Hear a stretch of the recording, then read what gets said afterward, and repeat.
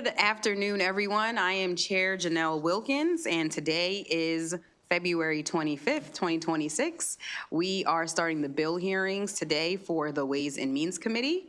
And before we begin, on behalf of myself and Delegate Edith Patterson, I want to recognize the ladies of Alpha Kappa Alpha Sorority Incorporated who are here for Alpha Kappa Alpha Day at the Capitol. Please stand.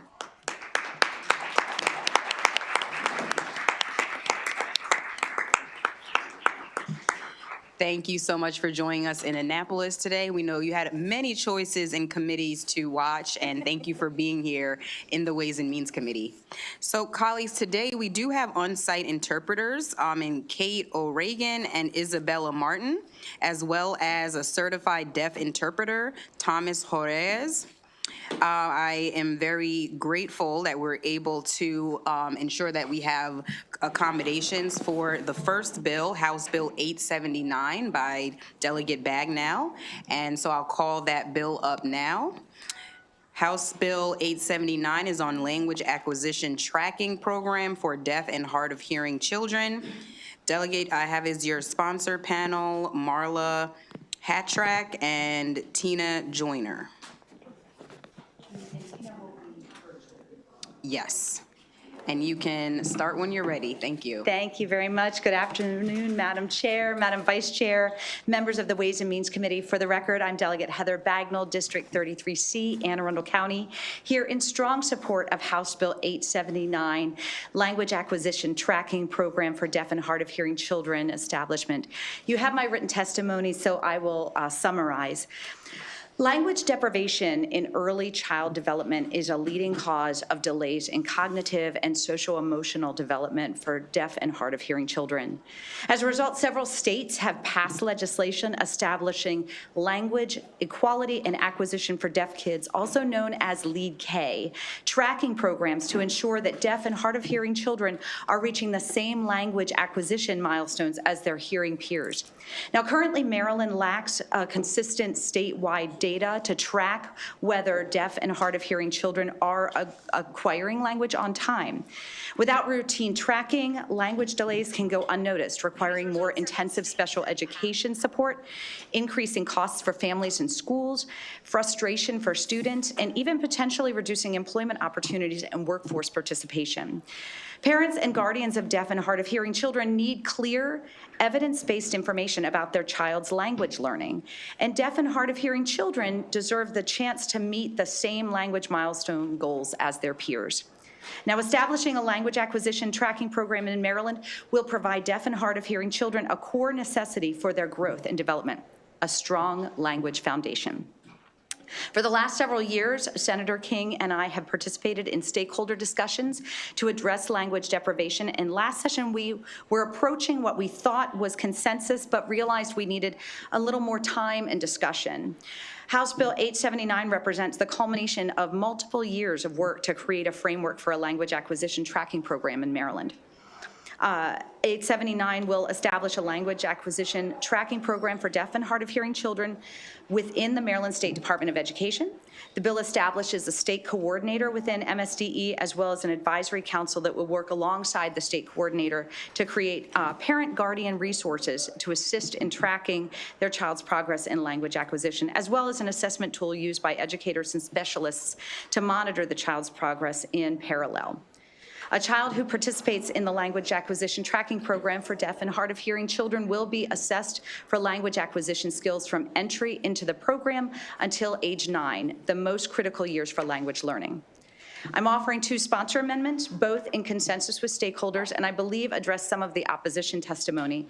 One changes the schedule for requiring assessments to every 6 months from ages 0 to 5 to annually until age 9. After the age of 5. And the other adds 2 representatives to the advisory council, a speech language pathologist who has experience working with deaf and hard of hearing children and uses spoken language, and another SLP with experience working with deaf and hard of hearing children who uses American Sign Language. So what will House Bill 879 as amended do?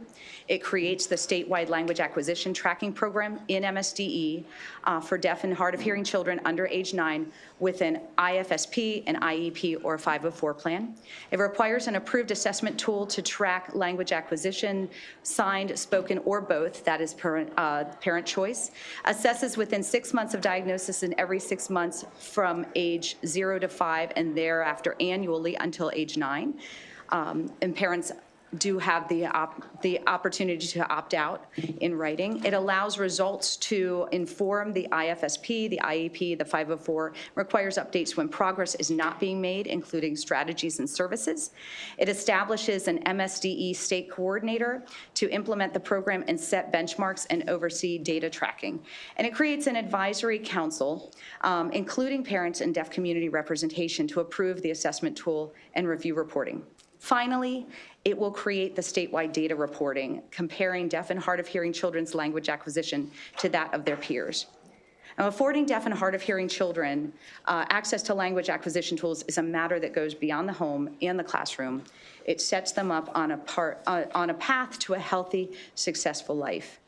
I did want to just quickly address the fiscal note and some of the opposition, because I think there may have been some misunderstanding in the implementation. We just want to clarify that the bill stipulates that assessment is to be conducted by the classroom teacher or assessment specialist, not a speech language pathologist. Hopefully with that clarification, we can determine why some of the counties think that they need additional staffing. The amendment we propose does adjust that assessment timeline to best practices in early intervention, and it's intended to reduce the burden on teachers and assessment specialists. The goal is to integrate this process into existing classroom-based language development monitoring. And finally, the bill does not require the creation of a new assessment tool or system. These are, we want to clarify that the advisory council is responsible for selecting from existing validated tools. And I think maybe with that clarification, it will address some of the outstanding concerns and the fiscal note. And with that, I would ask this body for a favorable report on House Bill 879 and turn the hearing over to my esteemed panel.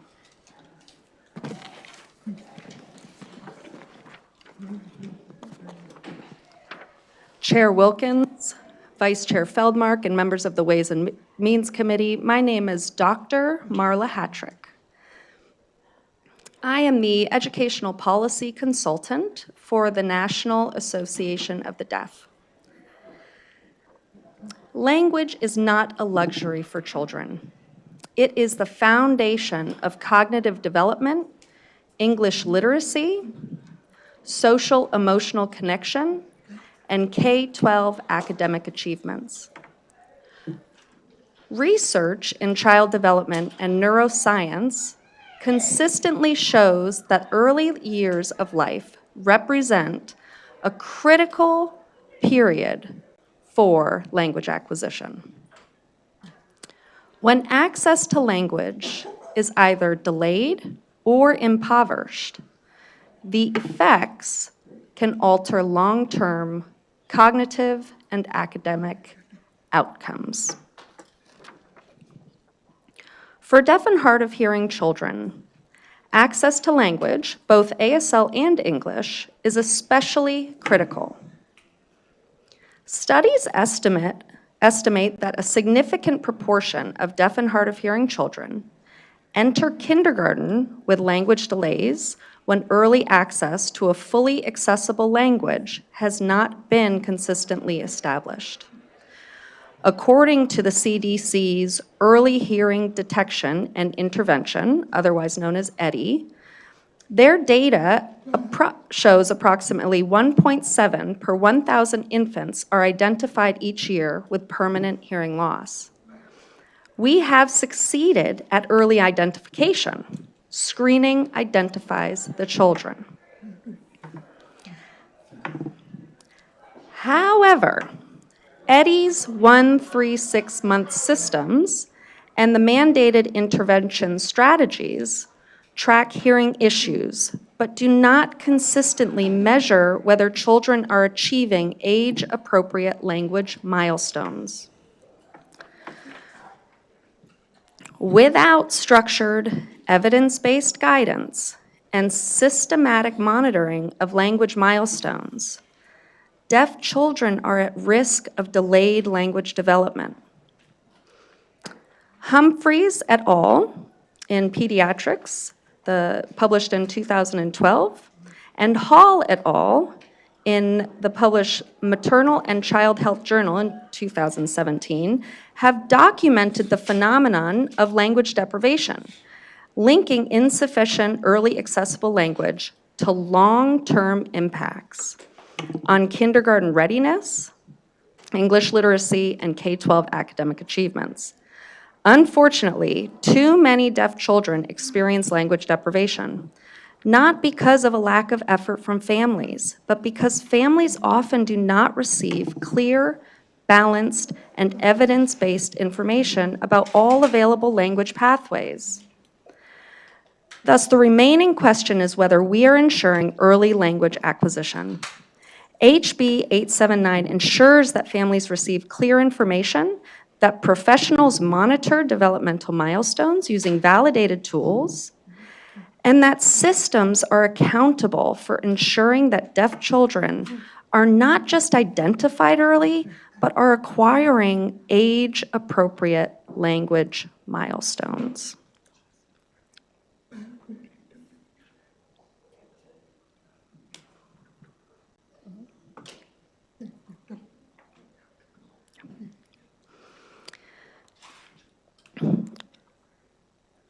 It does not prescribe a single approach.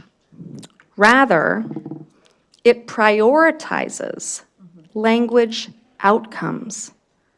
This is important.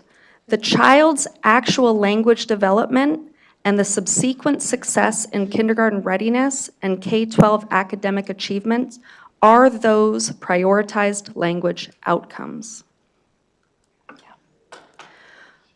For these critical reasons, I respectfully request your support for HB 879. Thank you. Thank you so much, and thank you for your testimony. We have another witness that is virtual on this sponsor panel. You can proceed, Ms. Joyner. Hello, let me put my glasses on. Hello, Chair Wilkins and Vice Chair Feldman and members of the subcommittee. Thank you for the opportunity to testify today. My name is Tina Joyner. I am president of the Maryland Association of the Deaf. The Maryland Association of the Deaf is a statewide organization dedicated to protecting and advancing the interests of deaf, deafblind, and hard of hearing Marylanders in matters of accessibility, civil rights, and equity. There are approximately 1.2 million deaf, deafblind, and hard of hearing individuals living in the state of Maryland. We are right to express our strong support for House Bill 879 regarding the Language Acquisition Tracking Program. HB 879 is not about determining which language or communication modality is better than another. It is about ensuring that every deaf, deafblind, and hard of hearing child in Maryland develops strong, measurable language skills using the approach that works best for that individual child.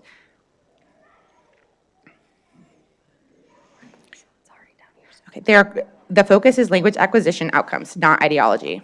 The bill's emphasis on ages 0 to 8 is critical. These are the most important years for brain and language development. Currently, there is no mandatory statewide academic assessment until the 3rd grade. By that time, language delays may already have long-term academic and social consequences. This program ensures that deaf, deafblind, and hard of hearing children are monitored for language milestones and benchmarks in their early developmental years, just as hearing children are, so that timely adjustments can be made when needed. This helps prevent language deprivation by creating a structured, statewide system to identify when a child is not meeting age-appropriate language benchmarks. Early identification allows families and professionals to make informed decisions and implement changes before delays become severe and costly to remediate. Importantly, House Bill 879 also strengthens support for parents. Families of deaf, deafblind, and hard of hearing children often face complex and emotional decisions during the earliest years of development. This program provides parents with clear benchmarks, accessible information, and coordinated guidance so they can make informed decisions about their child's language growth. Rather than replacing parental choice, this bill also empowers families with meaningful data and early insights to ensure their child remains on track and receives appropriate support when needed. This bill strengthens rather than duplicates the existing system. It does not replace IEPs and IFSP processes or early intervention services. It supplements current structures by improving coordination, transparency, and accountability. And it provides families with clear information and gives the state aggregate data to better understand trends and service gaps. We also emphasize the importance of maintaining a balanced and representative advisory council. The council should include diverse expertise and lived experience, including deaf, deafblind, and hard of hearing adults, parents, educators, and language specialists. In addition to improving educational readiness and equity, early language monitoring leads to long-term cost savings by reducing the need for intensive remediation services later in a child's academic career. Strong early language foundations support stronger academic achievement. House Bill 879 promotes equity, early intervention, accountability, and informed parental choice, all centered on what is best for the child. We respectfully urge the committee to give House Bill 879 a favorable report. Thank you. Thank you so much. We appreciate your testimony. Are there any questions for this panel of witnesses? Okay, seeing no questions, thank you so much, Delegate. We'll call up some additional witnesses on this bill. Thank you very much. Thank you, and thank you, Ms. Joyner. All right, in person, we have John Serrano, Gina Oliva, Mary Ann White, Dylan Conroy, and then we'll bring in Lori Rush. We'll bring in the other virtual witnesses as well.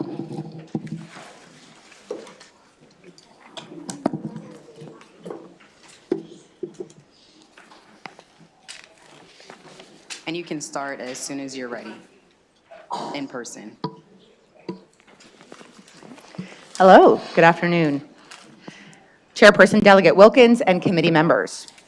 Thank you for giving me the opportunity to speak today. My name is John A. Serrano, and I am here in my capacity as the superintendent and agency head of the Maryland School for the Deaf. I am here to express my support for House Bill 879. As a deaf individual and a lifelong professional in the field of education, I cannot overstate the critical importance of ensuring full language access for deaf and hard of hearing children from birth.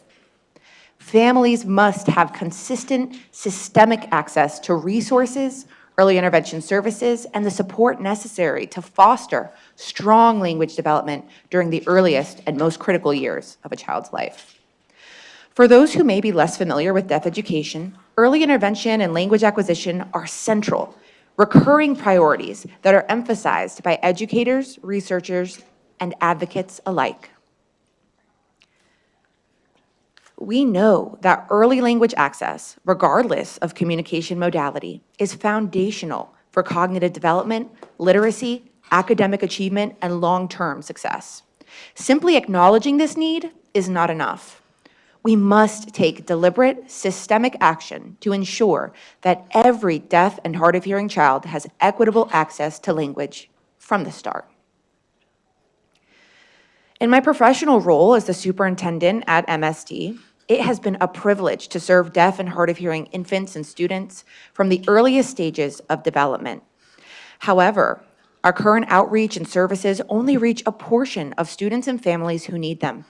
Significant work remains for us to establish statewide systems for tracking language milestones and also for allocating resources equitably for all deaf and hard of hearing children and their families across the state of Maryland.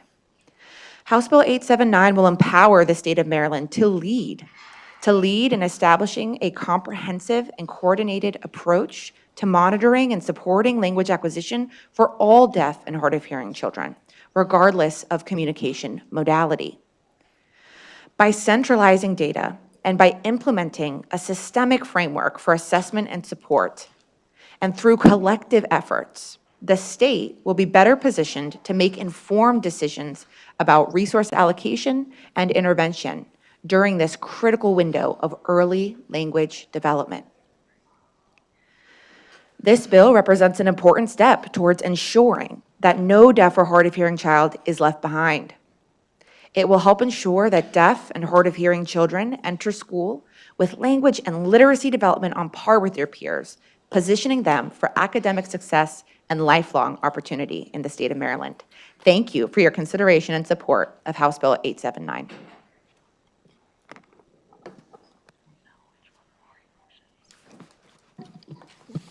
Is my microphone on? Yes, it is. Is it on? Okay, Yes. very good.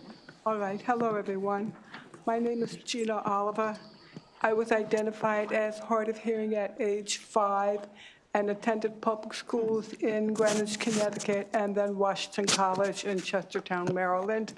And at the age of 20, I began a long career at Gallaudet College, now Gallaudet University, and it was there that I learned about language deprivation, and I don't have it, but I was not born deaf. I was not identified as an infant, I'm just hard of hearing. But in those 50 years since I arrived at Gallaudet, I have met so many individuals, friends, co-workers, dates, husbands, who had this language deprivation. So much made me so upset and angry that I ended up writing 3 books. The first one was published 20 years ago, and Gallaudet just decided to do a 20th anniversary edition because the problem remains today, and this is why we are here begging you to please do something to stop language deprivation. So what does it mean to be language deprived? Children learn language by absorbing it. They're lying in their crib, crawling on the floor, sitting in their high chair. Language is bombarded from everywhere, from family members, from TV, from game bear. It's everywhere 24/7. So think of this baby, think of a jigsaw puzzle. You know, you do a jigsaw puzzle, you try to get the edge, you fill in this spot, you fill in that spot. There's so many empty spots. Think of it that way. So a deaf child or a hard of hearing child, even with a hearing aid or a cochlear implant, will have those blanks. So they get snippets of this, snippets of that. I know they called my name, but I don't know why they were calling me. Over time, day after day, every single day, the child misses. You think about that jigsaw puzzle, and they're just getting little bit, they're not getting everything. The problem is, for most children, we don't realize what they're missing until they get to kindergarten. And then it's too late. It's very much too late. We need to know how they are doing 6 months, 12 months, 18 months, and so on. This bill will make a difference, a long, long overdue difference for deaf and hard of hearing children. With this bill, the state of Maryland will be stepping up. This bill requires, you've heard it already, the testing's going to be done. Intervention will change according to what you find with language, and it will help us to improve intervention services.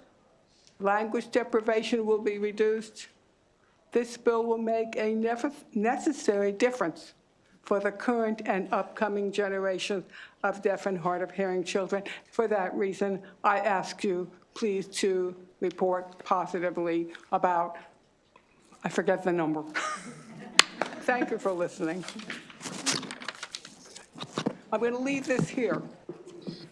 Someone can pick it up. Good afternoon.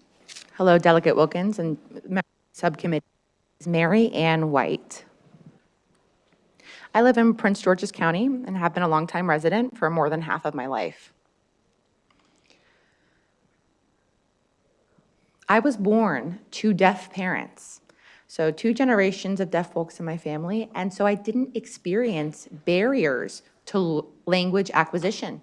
I could read by the time I was 3, even though my ears did not work. Various members of my family had various levels of hearing loss. I probably had the most profound hearing loss and still had access to language. So I went to a deaf school, the same deaf school as my parents went to and my siblings before me. Eventually completed my K-12 education, graduated from Gallaudet University with a bachelor's degree, and then became a teacher myself and have been a lifelong educator of 32 and a half years for Prince George County Public Schools. And the reason I was able to become an educator was because parents created a lawsuit requiring Prince George's County to hire a teacher for deaf and hard of hearing children.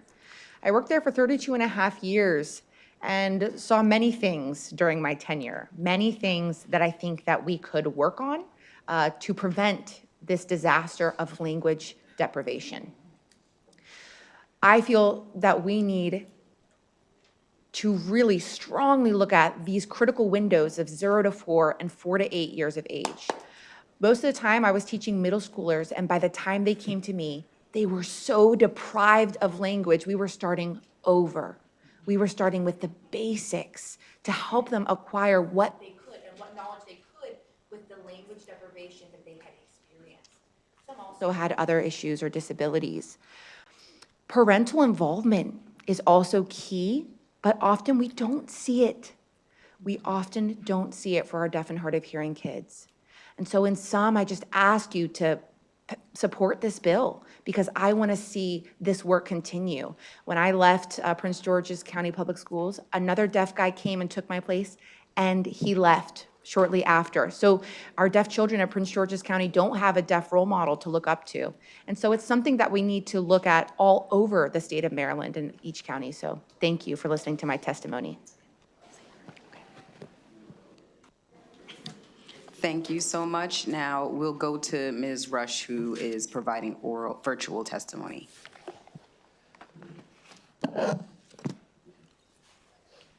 Good afternoon. My name is Laurie Rush, and it's my honor to speak to you all here today.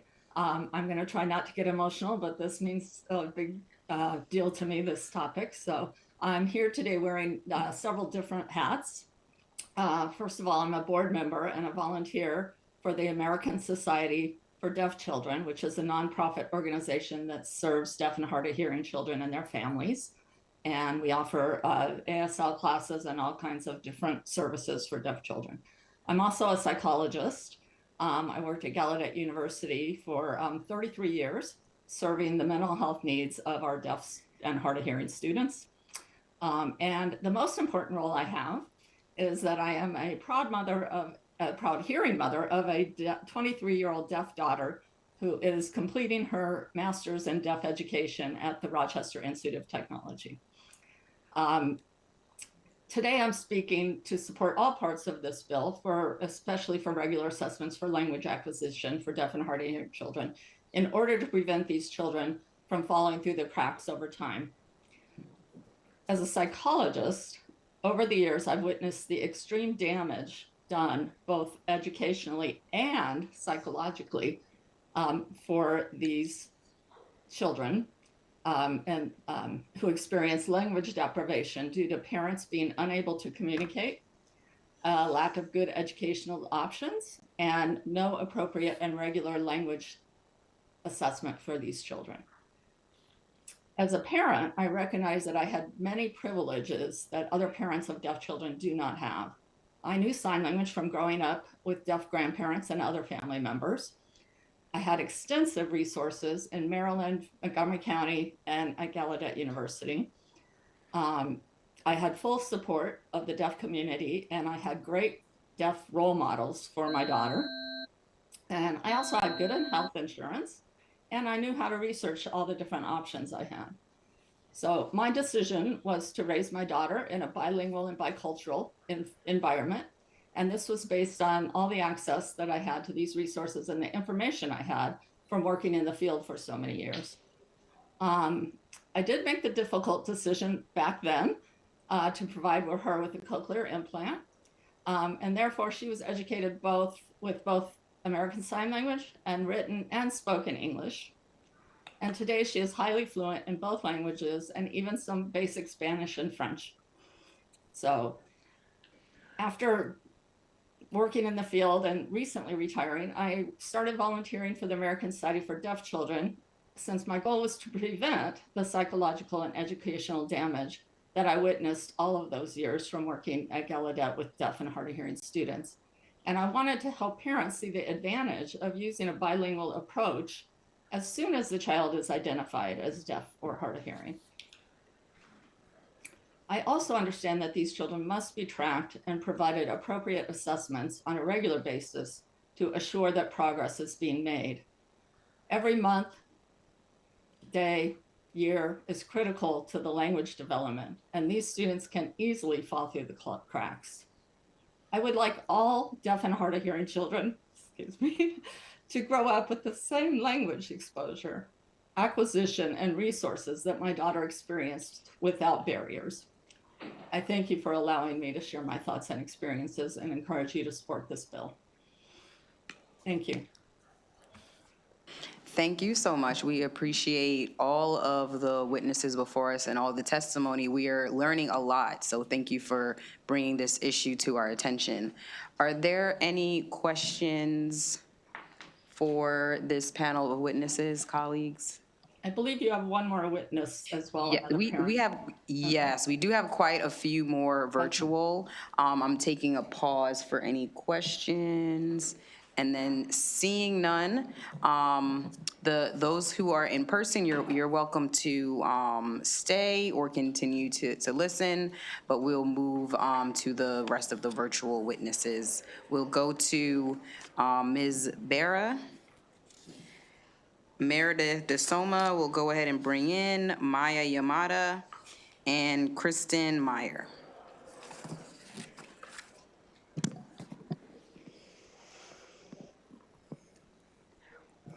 Hello. We're hearing the interpretation, so yes, you can proceed. Thank you so much.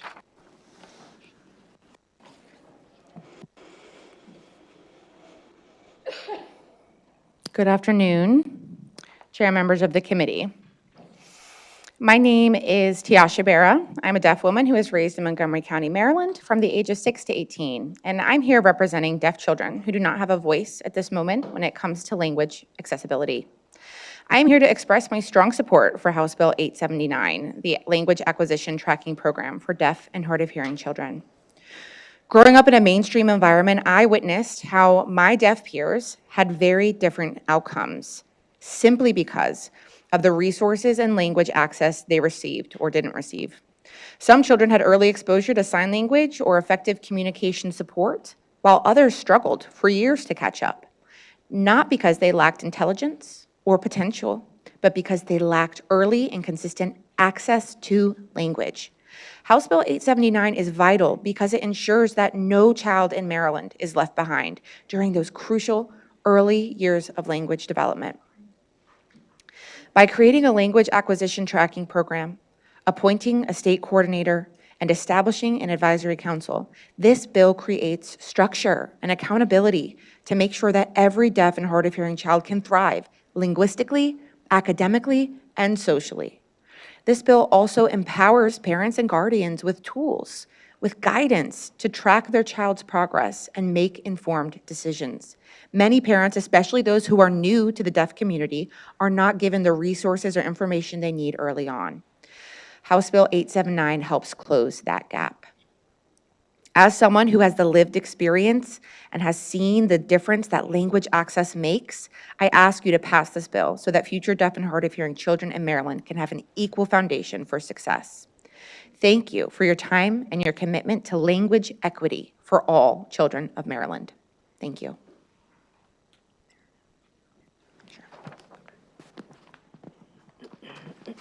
You can proceed when you're ready, Ms. DeSoma.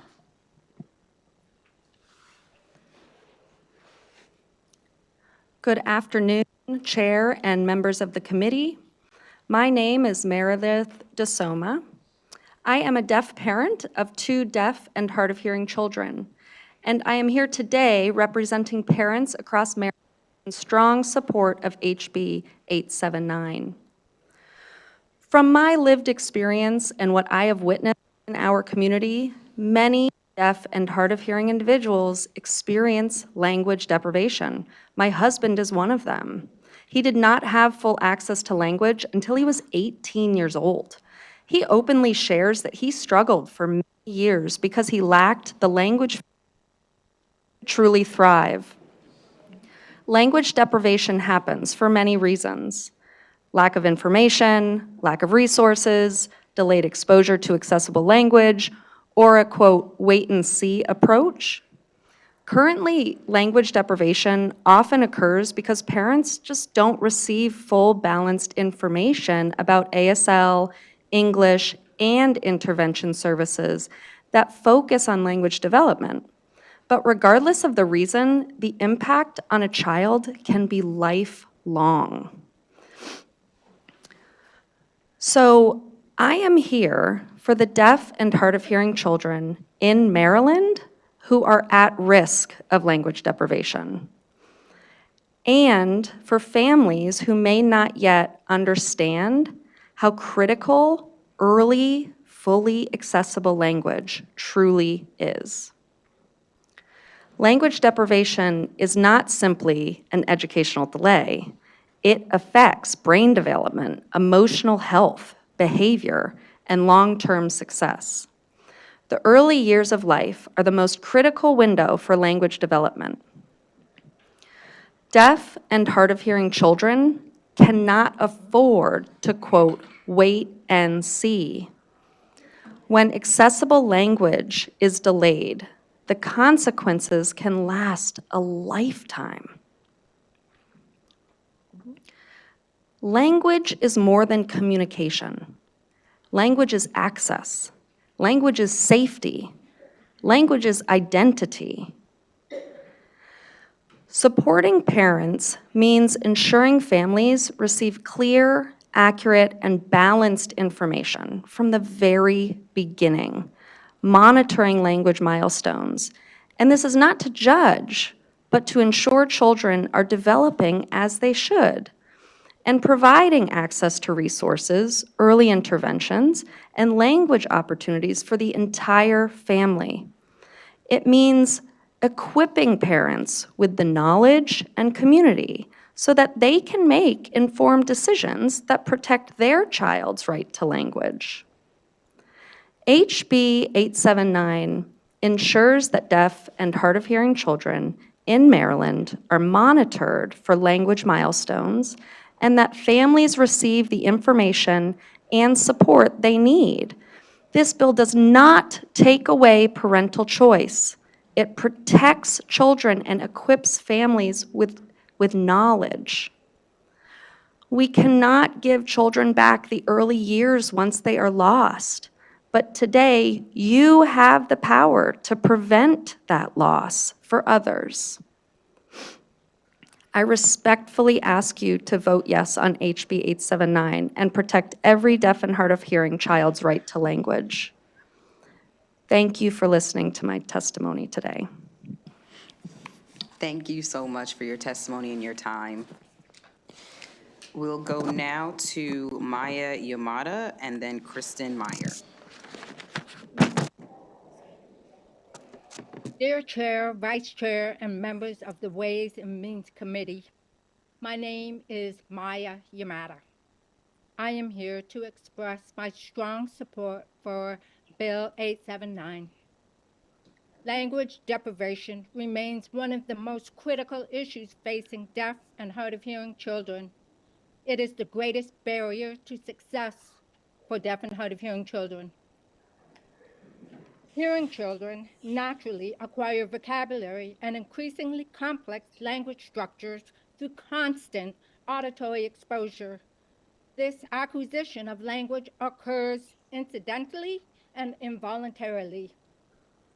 However, deaf and hard of hearing children have minimal or no equal access to those incidental language exposures.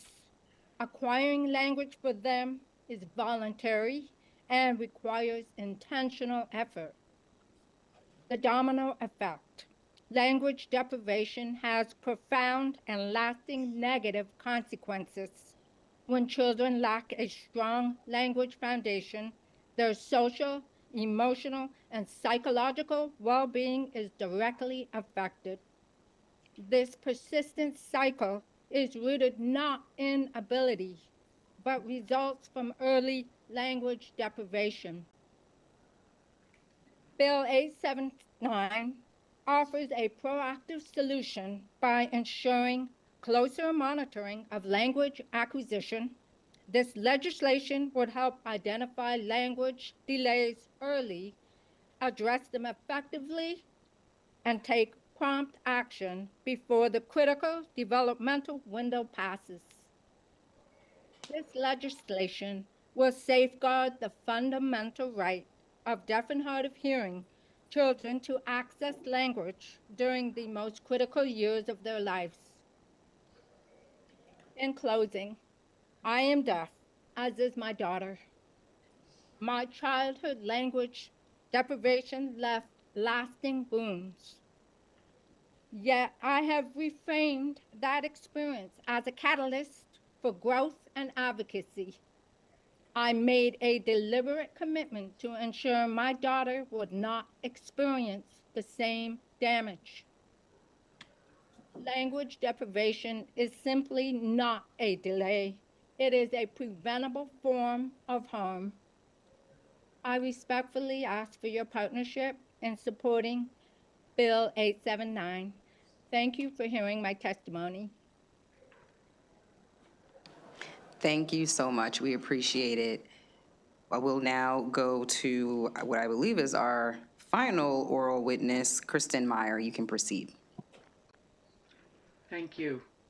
Yes, thank you very much for providing this opportunity for me to comment. My name is Kristen Meyer.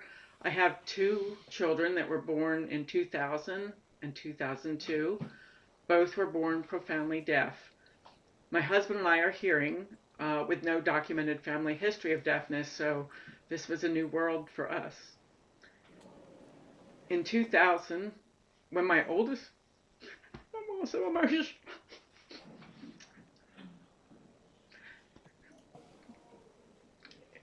In 2000, when my oldest was born, Maryland You can didn't take your have newborn. time. Yeah.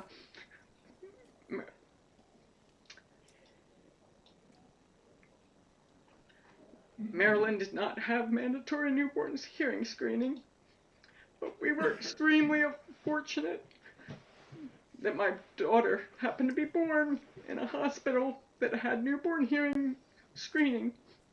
So she was detected at birth, which was awesome. But detection is just the first critical step. Stopping there isn't enough.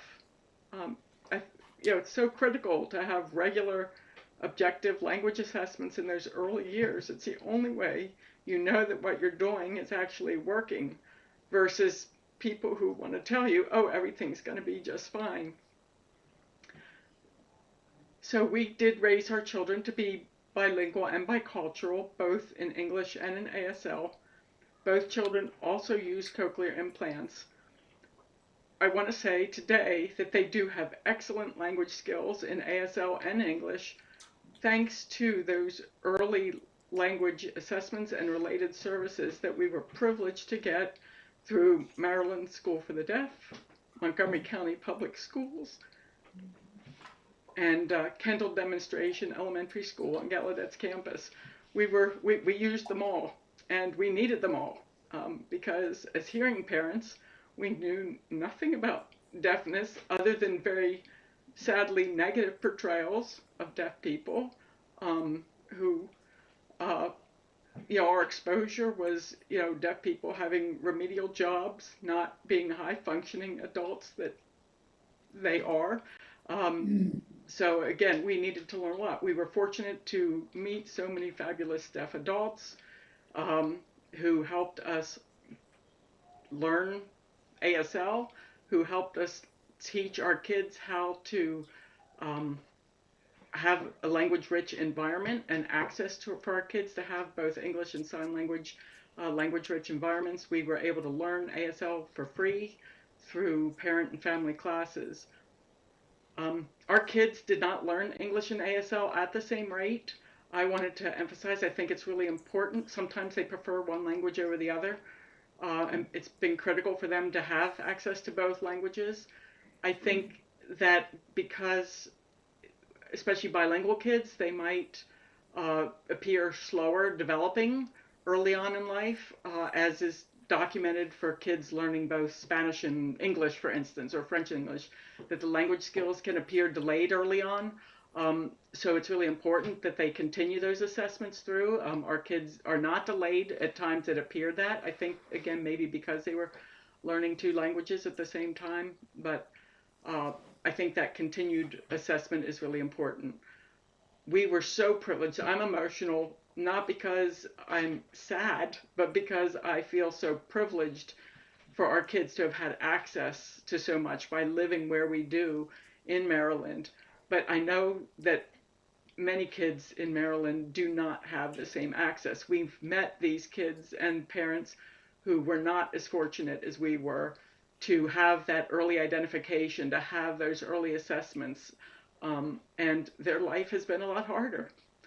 And so we would like all kids in Maryland to have access so that they don't have to struggle. So please pass this bill. Thank you. Thank you so much. We really appreciate your testimony. Thank you for your time and for sharing your story and experience. I did call one additional person. I don't think he came up, so I just want to make sure we didn't miss you. Dylan Conroy, are you here?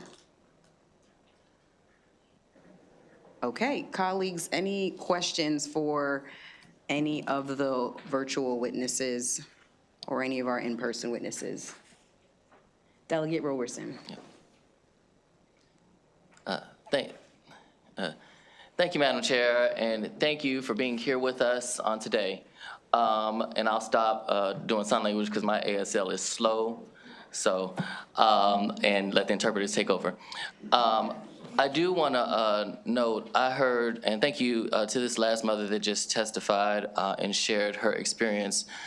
We had a student, a mother who had been a longtime advocate who shared about her progress dealing with the school system from K through 8th grade and the problems that she was having, even though he was not receiving the services that he so much deserved. And it wasn't until high school where they have a classroom that is for those hard of hearing individuals.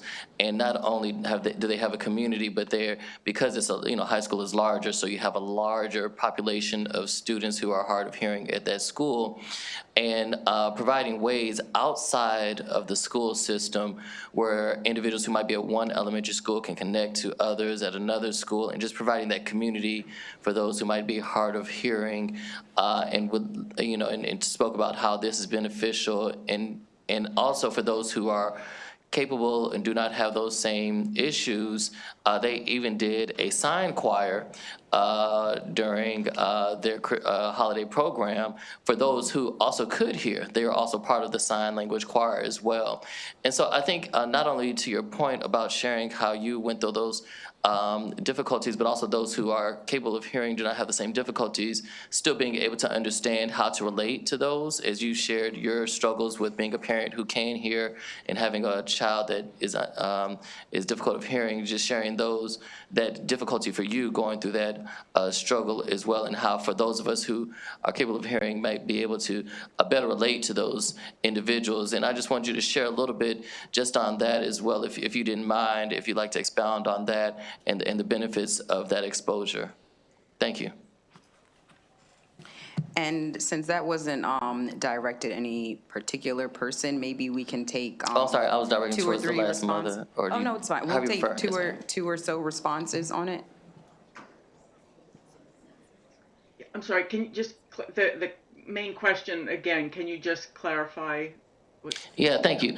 Really, the question was your experience, not only, when you have that community, that is there that can relate for your child in particular, who can relate to others who are hard of hearing, Yeah. but also the necessity for creating that community for those who do not have the same difficulties, so that way we can relate to those individuals who are hard of hearing, to create an environment that they are accepted and we're open to them, and how that is needed for those, especially at that K through 8 stage, because high school has a larger population of hard of hearing students versus those who are in K through 8. You might be one or two of within a school of 500 to 800. Yeah, so it is critical to have those kind of connections, and I think starting when they're young, but it just compounds as they get older, I think is what you're identifying here, that some kids don't recognize it until they're older, that they what they've missed out on, honestly. And there's different ways to create those environments. Again, we were lucky living where we do to have deaf communities and other deaf children access, whether there could be resources for online gatherings or other ways for kids to meet. But I do think it starts when they're young, pre-K, but absolutely, you're right, needs to continue well past K, especially when you get in the later elementary, middle school years, when you're navigating a lot more complex issues. The language around adolescence it's a lot more complicated, right? I don't know if I'm answering your question, but I know as a parent, for me, my ASL skills were fine when the kids were little and their language wasn't as complex and the topics weren't as complex. Now you get into middle school and there's a lot more complex issues and language that I didn't always know but needed to. And having that resource, again, especially I think middle school on up, it's a whole other level. And the language is deeper, different. It's not, what you'd learn on Sesame Street or on, it's a whole other level of language Yes. that you need to know. Absolutely. Yeah, thank you. I think Ms. Meredith and the other young lady on screen want to respond, Madam Chair. Ms. Yamada, you can proceed.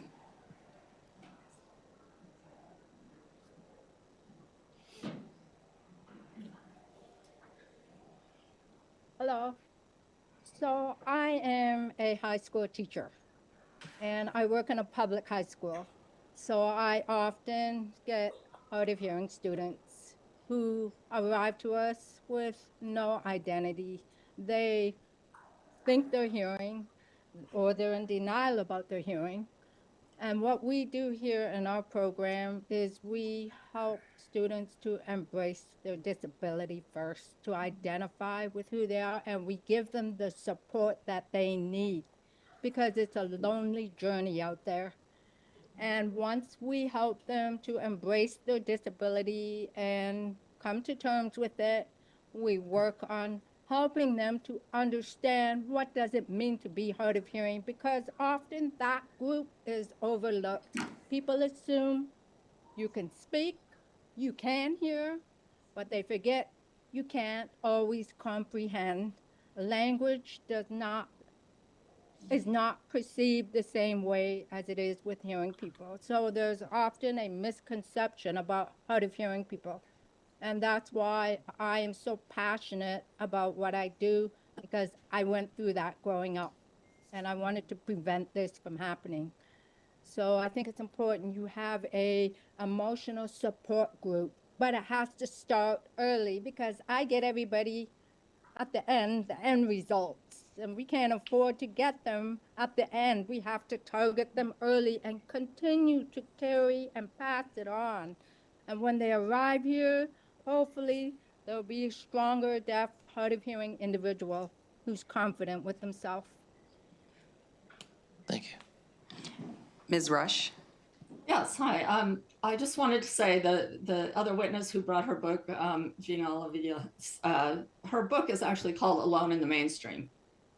And yes, my sound is on. So I think this is what deaf and hard of hearing students experience growing up when they are alone in the mainstream. I know my daughter was the only deaf child in her classes all day with an interpreter when she was in middle school, and she hated it. even though there were other deaf students at the school. So, you know, when we talk about what would you have done different, she's like, middle school. And I told her middle school is horrible for everybody, so don't worry about it. But working at Gallaudet, there were so many hard of hearing students that arrive at Gallaudet and they can speak, but people don't understand how frustrating it is. And even the students with cochlear implants, they are just like hard of hearing students. They function like hard of hearing students. So they come into Gallaudet and they're like, oh, I'm home. I feel freedom. I don't have barriers. They're learning sign language. They're so excited. And from then on, most of them stay in the community because it's barrier free. They don't have to struggle every day with trying to hear what somebody says. And that anxiety that comes with that.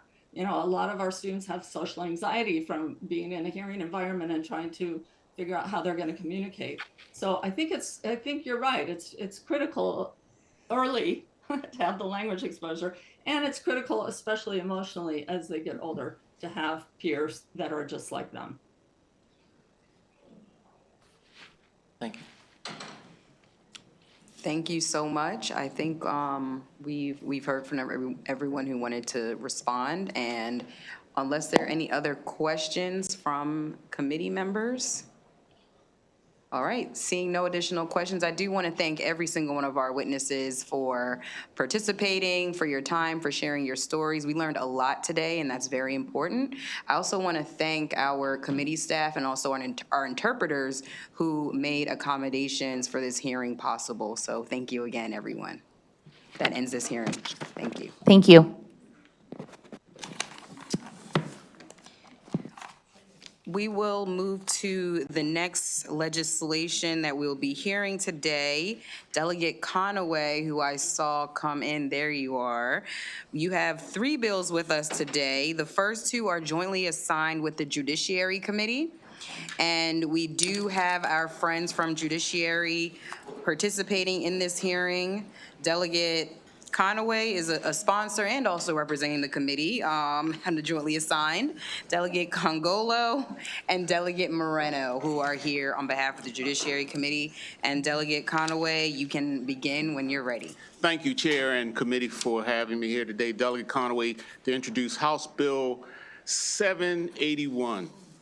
Today on the floor, we heard something very interesting from the Chair of Judiciary Committee.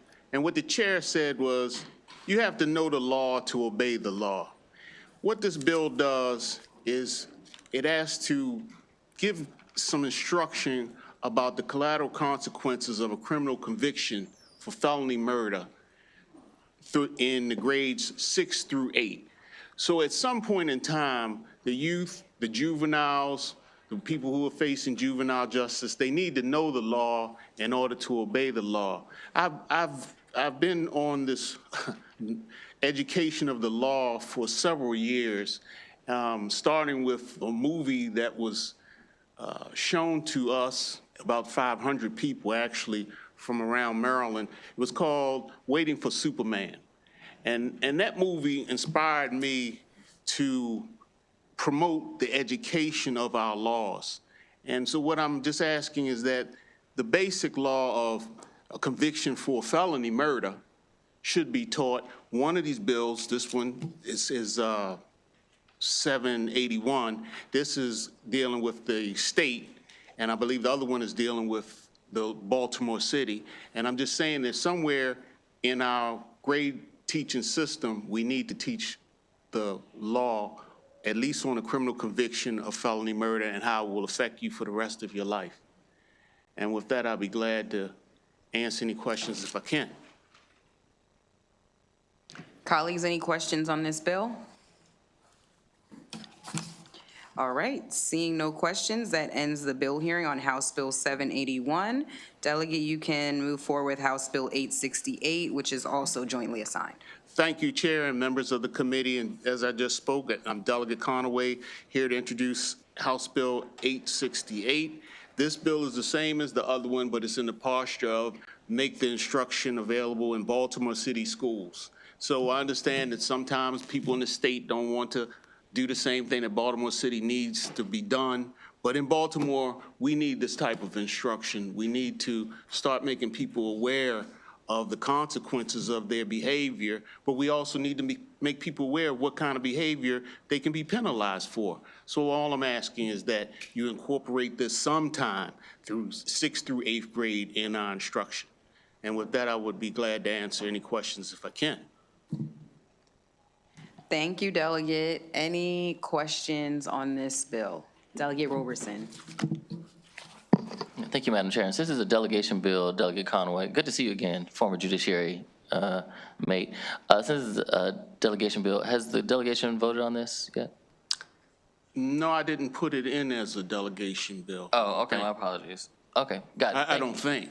Okay. You know, I'm bringing this matter straight forward because the two are connected. So the state might not want to do, you might be in a county that you say, well, we don't have this kind of problem.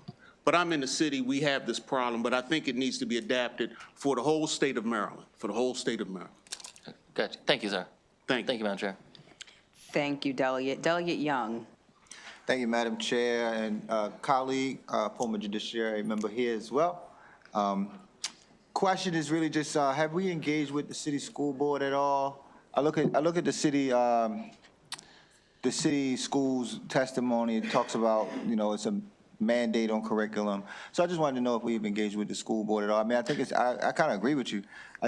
Yes, I've engaged with the school board, and well, I've engaged with Baltimore City several times over the several years, and recently a couple of days ago. And I can say I'm very disappointed with I'm sadly disappointed with the response from Baltimore City. It's, how are we going to hold people responsible? I'm on judiciary, as you know, so we deal with juvenile justice. And you're sitting there facing 5 and 6 and 7 charges that you didn't even know existed. So you need to know things that you can do, not only for the juveniles, but you have adults that are, I don't want to use the word ignorant, but they don't know the law. And when I came here 20 years ago, I was totally ignorant of the Castle Doctrine. I thought that if someone was in your home, you could do whatever you wanted to do. They break it in. But I found out I could be wrong. That was one. So did that answer your question? No, absolutely. I appreciate you. Thank you, Senator. Thank you so very much for the question. Any other questions? Thank you, Delegate. Delegate Moreno. Thank you, Madam Chair. Are there any other areas of criminal law that you think that should be taught in schools? For the last maybe 10 or 15 years, I've been sending out a link to a booklet that we were given here, the legislators were given here. It's called The Collateral Consequences of a Criminal Conviction. And if nothing else, every student, I think at least at middle school, the time when you could get involved in the juvenile justice system, that could just ruin your life. Every student, if you can read, you need to read that booklet to see what you could be charged with for the various things that you might do. Thank you. Thank you. Thank you, Delegate. Any other questions? Delegate Congolo. Thank you, Madam Chair. So it looks like the Baltimore City Public Schools, they're opposed to this because they said there's no evidence-based research to support this sort of curriculum. So I was just curious, are there any other school systems across the country that you're aware of that are doing this? No, I generally don't compare what we're doing and our problems to what's going on across the country. But what I do is watch the news, and I see that dropout rates are going up. I see that, you know, we're just falling behind and we're falling apart while we're trying to address the situation from one end with the K and first and second. We're making some advancement. The people who are in the 9th, 10th, 11th, and 12th grade who are getting involved with the criminal system, they just don't know what the rules and regulations are. So you can't just assume that a person, because they're of age, they know what's going on. Okay. Thank you, Madam Chair. Thank you so much, Delegate. Any other questions on this bill? Okay, seeing none, that ends the bill hearing on House Bill 868. I want to thank our Judiciary Committee members for joining us in Ways and Means. You're welcome back anytime, but that concludes the jointly assigned bills. Delegate Conaway, you do have one more with us, House Bill 836, County Boards of Education, College Preparatory Programs Fees. Thank you, Chair and committee.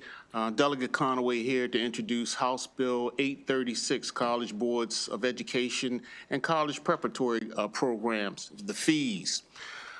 You have certain courses, as I understand it, in high school that you can take and get college credits.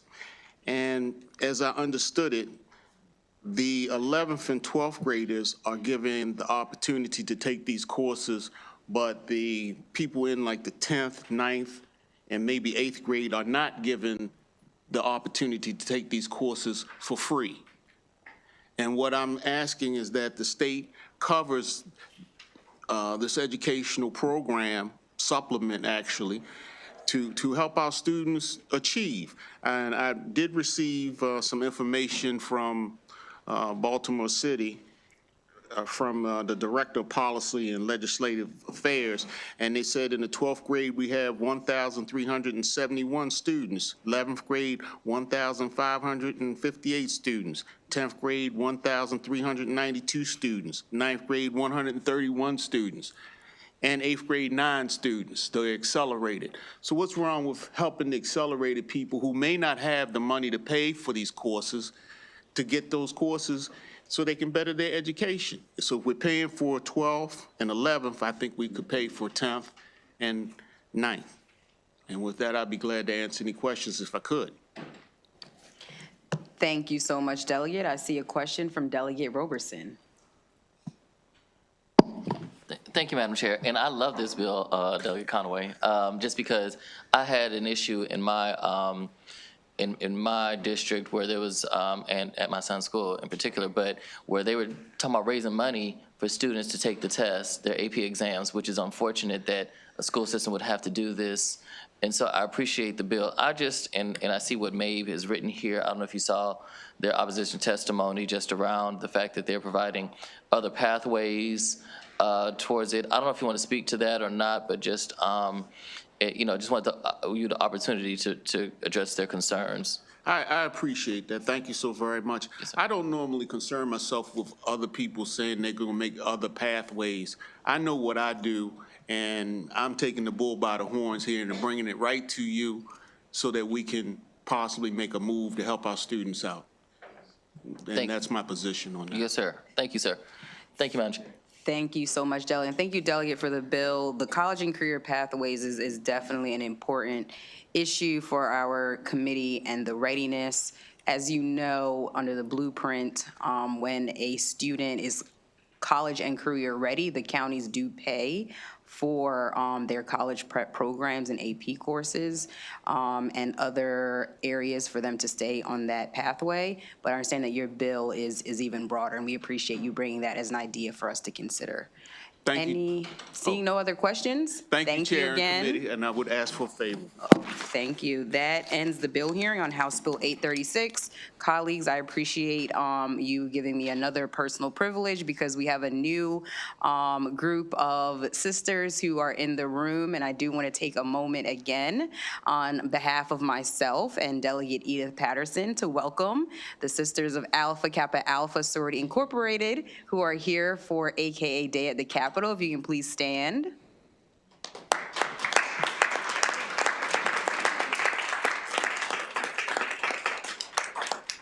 Thank you so much for joining us. We know you had a lot of choices on committees to participate in, and we're glad that you're here with the Ways and Means Committee.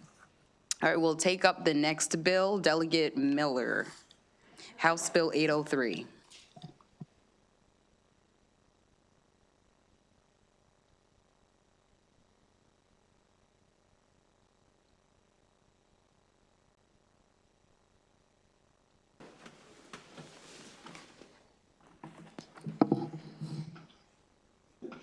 Good afternoon, Madam Chair, Madam Vice Chair, and members of the Ways and Means Committee. For the record, I am Delegate April Miller, representing District 4, Frederick County. House Bill 803 seeks to address a critical disconnect between the aspirational goals of the Blueprint for Maryland's Future and the operational realities of our schools. By adjusting the required classroom teaching time from 60 to 80%, we are responding to the urgent teacher workforce shortage and ensuring that our most experienced educators remain where they are needed most with their students. Last year, we heard extensive testimony from local school boards and professional organizations regarding the 60-40 split. While the intent of providing 40% collaborative time was to allow for professional development and student support, the practical application has proven nearly impossible in the current climate. We are currently facing a historic vacancy crisis. Requiring teachers to be out of the classroom for 40% of their time necessitates hiring more staff to cover those hours, staff that simply do not exist in the current labor market. This shortage has forced our districts into a quality paradox. To meet the sheer volume of staffing hours required, Maryland has seen a staggering increase in the use of non-licensed educators. Since the Blueprint's implementation began, the number of conditionally licensed teachers in our state has nearly tripled, growing from 2,312 in 2019 to over 6,100 in the 2024-2025 school year. Today, roughly 1 in 10 Maryland teachers is not fully certified. By mandating that our most effective licensed teachers spend 40% of their time away from the students, we are effectively legislating a vacancy gap that can only be filled by individuals who may not have yet met their professional state standards. And in secondary schools, they operate on a rigid period-based schedule. Implementing a 60% teaching load requires a massive increase in floating or part-time positions, creating a scheduling nightmare that often results in larger class sizes for the remaining periods to compensate for the off time. And many districts have noted that the fiscal hiring of additional personnel, the 40% gap, is unsustainable and unaffordable. House Bill 803 does not eliminate collaborative time. It recalibrates it to the 80-20 split, allowing current practice to continue.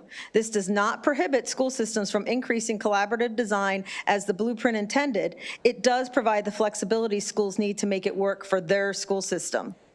Students in middle and high school benefit from consistent instruction. Increasing classroom time reduces the reliance on long-term subs and split classrooms. And the 20% window still allows for significant professional time, peer observation, and data analysis without crippling the school's ability to staff a full day of instruction. And because of the vacancies, many teachers are being asked to use their collaborative time to cover for missing colleagues. By codifying the 80 standard, we align the law with the reality of what's already happening on the ground and reducing the pressure to fill those positions. Research consistently demonstrates that teachers are the most significant school-based determinant of student success. And as we weigh the benefits of administrative collaborative time against direct instruction, consider the following. According to research, the difference between an effective teacher and an ineffective one can represent more than 1 full year of academic growth for a student. And a high value added teacher doesn't just improve test scores, they increase a student's likelihood of attending college and their future lifetime earnings. And then in middle and high school, deep content area knowledge is a primary driver of achievement, particularly in STEM.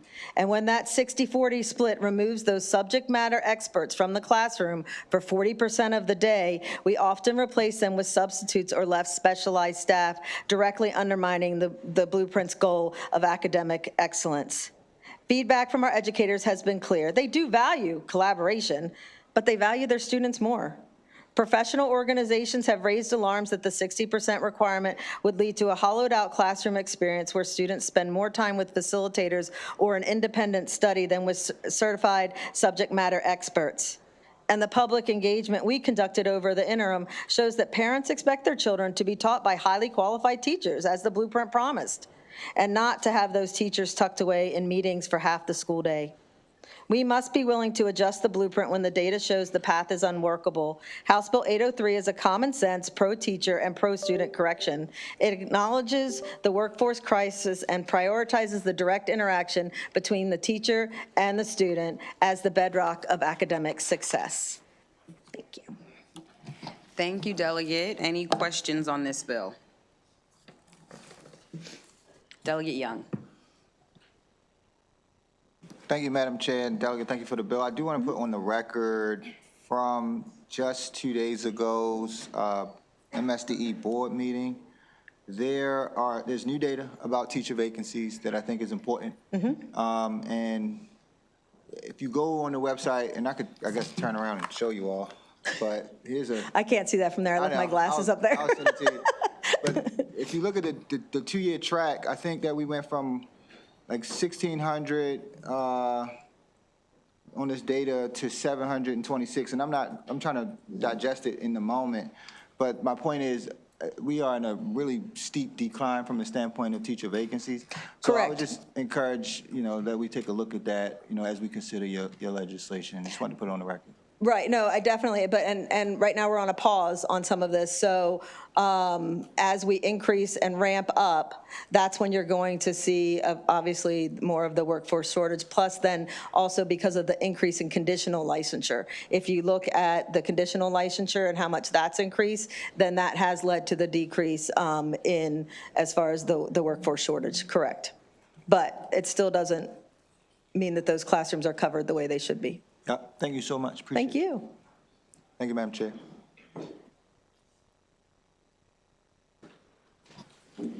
Any other questions? All right, seeing none, that ends the bill hearing on House Bill 803. The sponsor of HB 1000 is en route, so we will forego that bill for now and come back around to it. We'll take up House Bill 764. Actually, let's take up House Bill 936. It's a local Montgomery County delegation bill. I understand former Delegate Craig Rice is here on behalf of that bill, so please come on up. Good to see you. Good afternoon. For the record, I'm Delegate Julie Polakovich-Carr, here to present House Bill 936 on behalf of the Montgomery County House Delegation. This is a local bill that passed my delegation unanimously, and it's supported by my local Board of Education. This bill will support our school district in increasing the amount of locally grown food served in school meals. This will be good for our public school students in terms of healthier meals. It's also going to be good for our local farmers and food producers, and therefore our local economy. And with that, I ask for a favorable support. Thank you. Well, thank you very much, Madam Chair. It is great to be back here in the House and in the Committee of Ways and Means. I am Craig Rice, the CEO of Manna Food Center, and we strongly support this bill. Through our local Farm to Food Bank program, we work closely with local farmers and see firsthand how the strategic local purchasing strengthens both our food system and our greater community. This bill starts with a simple but powerful step, which is transparency. And of course, by requiring Montgomery County Public Schools to track and publish how much it spends on food from certified local farms is really going to be a tremendous plus. As we have had conversations with Superintendent Taylor, it is the intention of local food assistance providers to partner with Montgomery County Public Schools to be able to leverage our purchasing power, to be able to lower the cost, as well as increase the support for local farming. This is incredibly important, and so I ask for your favorable vote on this bill. I think that it would be tremendous in helping to support us as a whole. Thank you so much. It's good to see you, and thanks for being here. Any questions on House Bill 936? All right, seeing none, that ends the bill hearing for House Bill 936. Let's go to House Bill 764. This is also a Montgomery County delegation bill. Thank you, Madam Chair. Again, for the record, Delegate Julie Polakovich-Carr here on behalf of the Montgomery County House Delegation. HB 764 is a local bill that passed my delegation unanimously. This bill would increase the salaries for regular members of our Board of Education. Montgomery County Public Schools is Maryland's largest school district with 211 schools and more than 156,000 students. Our Board of Education has a significant workload as documented by a local commission that recently studied the duties and responsibilities of our school board members. The commission found that many board members are working 40 hours a week or more on their official duties. As a result, the commission recommended increasing the salaries for our board members. This bill would phase in a salary increase for the regular members of the board. Notably, the salary increases would not take effect until board members are elected to new terms. The bill does not impact the student member of the board, as we just passed legislation last session to address the student members' compensation.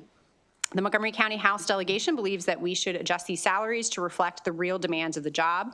We also believe that this bill will create more opportunities for community members to run for and serve on the school board regardless of their personal financial situation.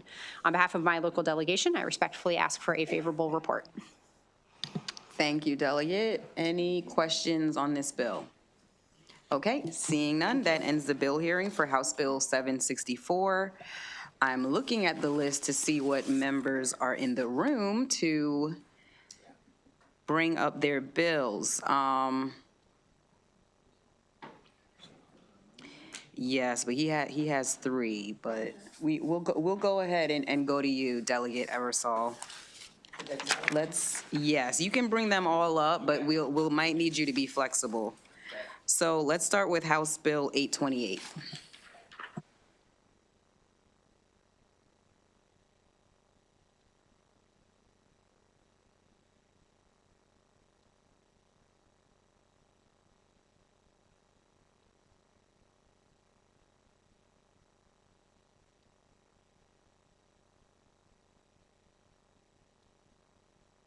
I missed the number. Which one are we starting with, please? 828, thank you. 828. A popular bar in Catonsville. Madam Chair, Madam Vice Chair, nice to be here today. I bring you House Bill 828, which seeks to establish a different member on the State Board of Education. This is a bill that would ask to place a member of an ESP, Educational Support Personnel, on the state board as a representative of that group. ESPs can be anything: bus drivers, cafeteria workers, they can be, mostly we think of them as paraeducators, but they can be front office staff. Anyone who helps to support the school, they have to be contracted. So bus drivers that work for other companies are not, but bus drivers that are hired by the county. A few years ago, we put a teacher on the State Board of Ed, and it has been wildly successful in my estimation. Rachel McCusker is about to end her term and has been an excellent representative and an excellent board member at the same time. I think if you ask other members of the board, they would give her high marks for her work and for the way that she represented. At the same time, we put a parent on the board. The PTA also was able to recommend someone to be. And of course, we have a student member of the board. And now we think we need to go a step further and get this important group. There are, I believe, over 40,000 ESPs working in the state. You often hear MSEA come and say that they represent 76,000 educators, but education support personnel are sometimes represented by other unions, but they are an important part, and we really need to pay very close attention to them. The way that we put a teacher on the board is through an election, and we're recommending a similar process here. I do want to answer a concern that is often brought. There are 14 members of the board, and the teacher member and the student member are not allowed to vote on appeals and human resources issues. And it has been said that since there are 14, you probably need 8 votes for something to pass. And how would you get 8 out of 11 people if you take 3 people off of that list?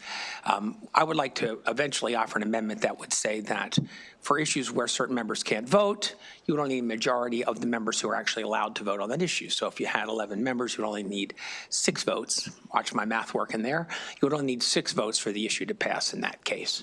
So I'll leave it at that. I think it's critical for us to make sure that groups are represented on the board. If you look at other professional organizations, doctors, lawyers, there are people in the profession on those boards helping to serve them and to render opinions for them.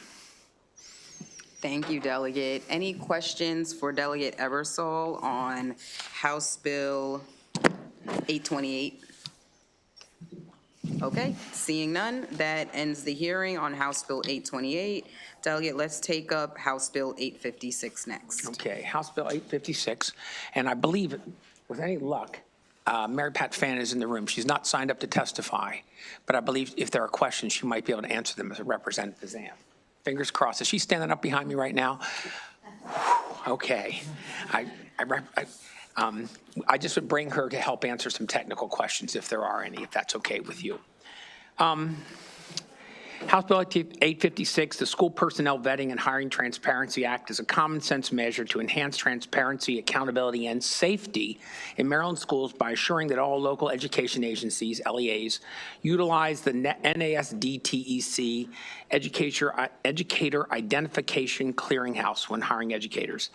This urgent need for this legislation became painfully clear a few years ago following recent events in Pikesville High School, where the former athletic director was charged with multiple serious offenses. His ability to obtain a position at Pikesville without adequate vetting highlights the critical weaknesses in Maryland's education, hiring, and oversight process. And so we entrust teachers and school personnel with our most precious resource, our children. The individuals we place in the classrooms in the state have profound impact on our students. NASDAQ's Clearinghouse is a trusted nationwide database that allows school systems to share critical information about educators, including any certification revocations, disciplinary actions, ethical violations that may not otherwise be disclosed in standard background checks. This is not to replace background checks. This is a further check of more or less their credentials and where they have been and how they have worked in other situations with their certificates. So it's another layer of protection, and we had this bill last year. There was some confusion about how to manage it, but one of the groups that was concerned about pieces of the bill was the PSSAM, Superintendents of Maryland, worked very closely with the Senate sponsor and with them to get a bill that we think will do its job and will make our schools a little safer by making sure the people who are being hired come in as well cleared. Thank you. Thank you, Delegate. Delegate Hornberger with a question. Thank you, Madam Chair. And this is similar to the bill that we passed, I think, last year. Is that accurate? We discussed it, but we didn't pass it. Okay. We brought it before Ed Sub, and there were some concerns at the time. Okay. And can you kind of go over what those were? I know there was a cost concern, and then there was also a Is that okay if I bring Mayor Pat Fannin yeah, forward? the to answer? second part of that was the rolling, so continuing monitorization. If you could speak to both of those. So the issue actually at the end of last session. And if you can state your name, I'm sorry. Oh, I'm you can state your sorry, name for the Mary record. Pat Fannin, Executive Director for the Public School Superintendents Association. So the issues at the end of session really didn't have to do with cost. It was about some amendments at the end that were sort of tacked on that weren't clear about licensure. So we've worked all of that out with MSDE and with the Senate sponsor. So we're all comfortable with the bill now. And if I may, there was some question about at what stage we would require Yeah, there was the this to second begin. part was rolling. Yeah, So we if you got, continue I to- think we landed in a good place. Yeah, so now we screen them when we offer them, make an offer of employment. And at the same time, we ask them to apply for a license. Okay, and then current existing employees.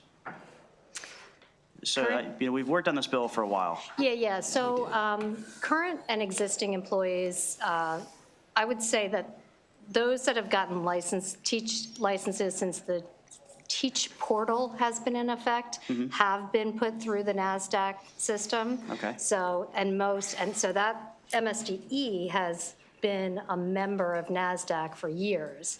So we have to get all of our licenses through MSDE. So if you take that to the natural conclusion, most recent teacher licenses have been screened through NASDAQ. 100%, I can't say, but. Okay, so would you be open to, I guess where I'm going with this is every year we go a little farther on this, which is fantastic, and encourage that. However, every year we get a horror story of another person who slipped through the cracks, who was an existing employee, and that's a bad actor. And, the federal government has already moved in this direction where they're constantly recertifying clearances, and they're for different purposes. They may be fiscal, they may be contract oversight. But how do we get to a point where everyone that interacts with students is adequately vetted? And does this bill do that? This bill does the licensure piece of vetting teachers. The other really important process for all employees, anyone who has any interaction with children, comes through, if you remember, we used to call it the House Bill 486 background check. And that, in addition to the federal fingerprinting that you do, this is where you list every single job you've ever had in your life, even if you were a paper carrier when you were 12, like I was. And you have to go through and we have to contact all of those employers to see if there were any allegations. That's been the biggest sea change, I would say, in the last decade. And that is happening all the time. This is, if a vendor comes in and puts Coke in the Coke machine, Sure. they have to go through that same process. Okay, thank you. Thank you. We'll go to Delegate Roberson. Thank you, Madam Chair. I was just looking at the fiscal note, and it says, and you just mentioned this, Ms. Bannon, that MSD is already a member of the NASDAQ. So what's the purpose of the bill if we're already members, if you could help me on this?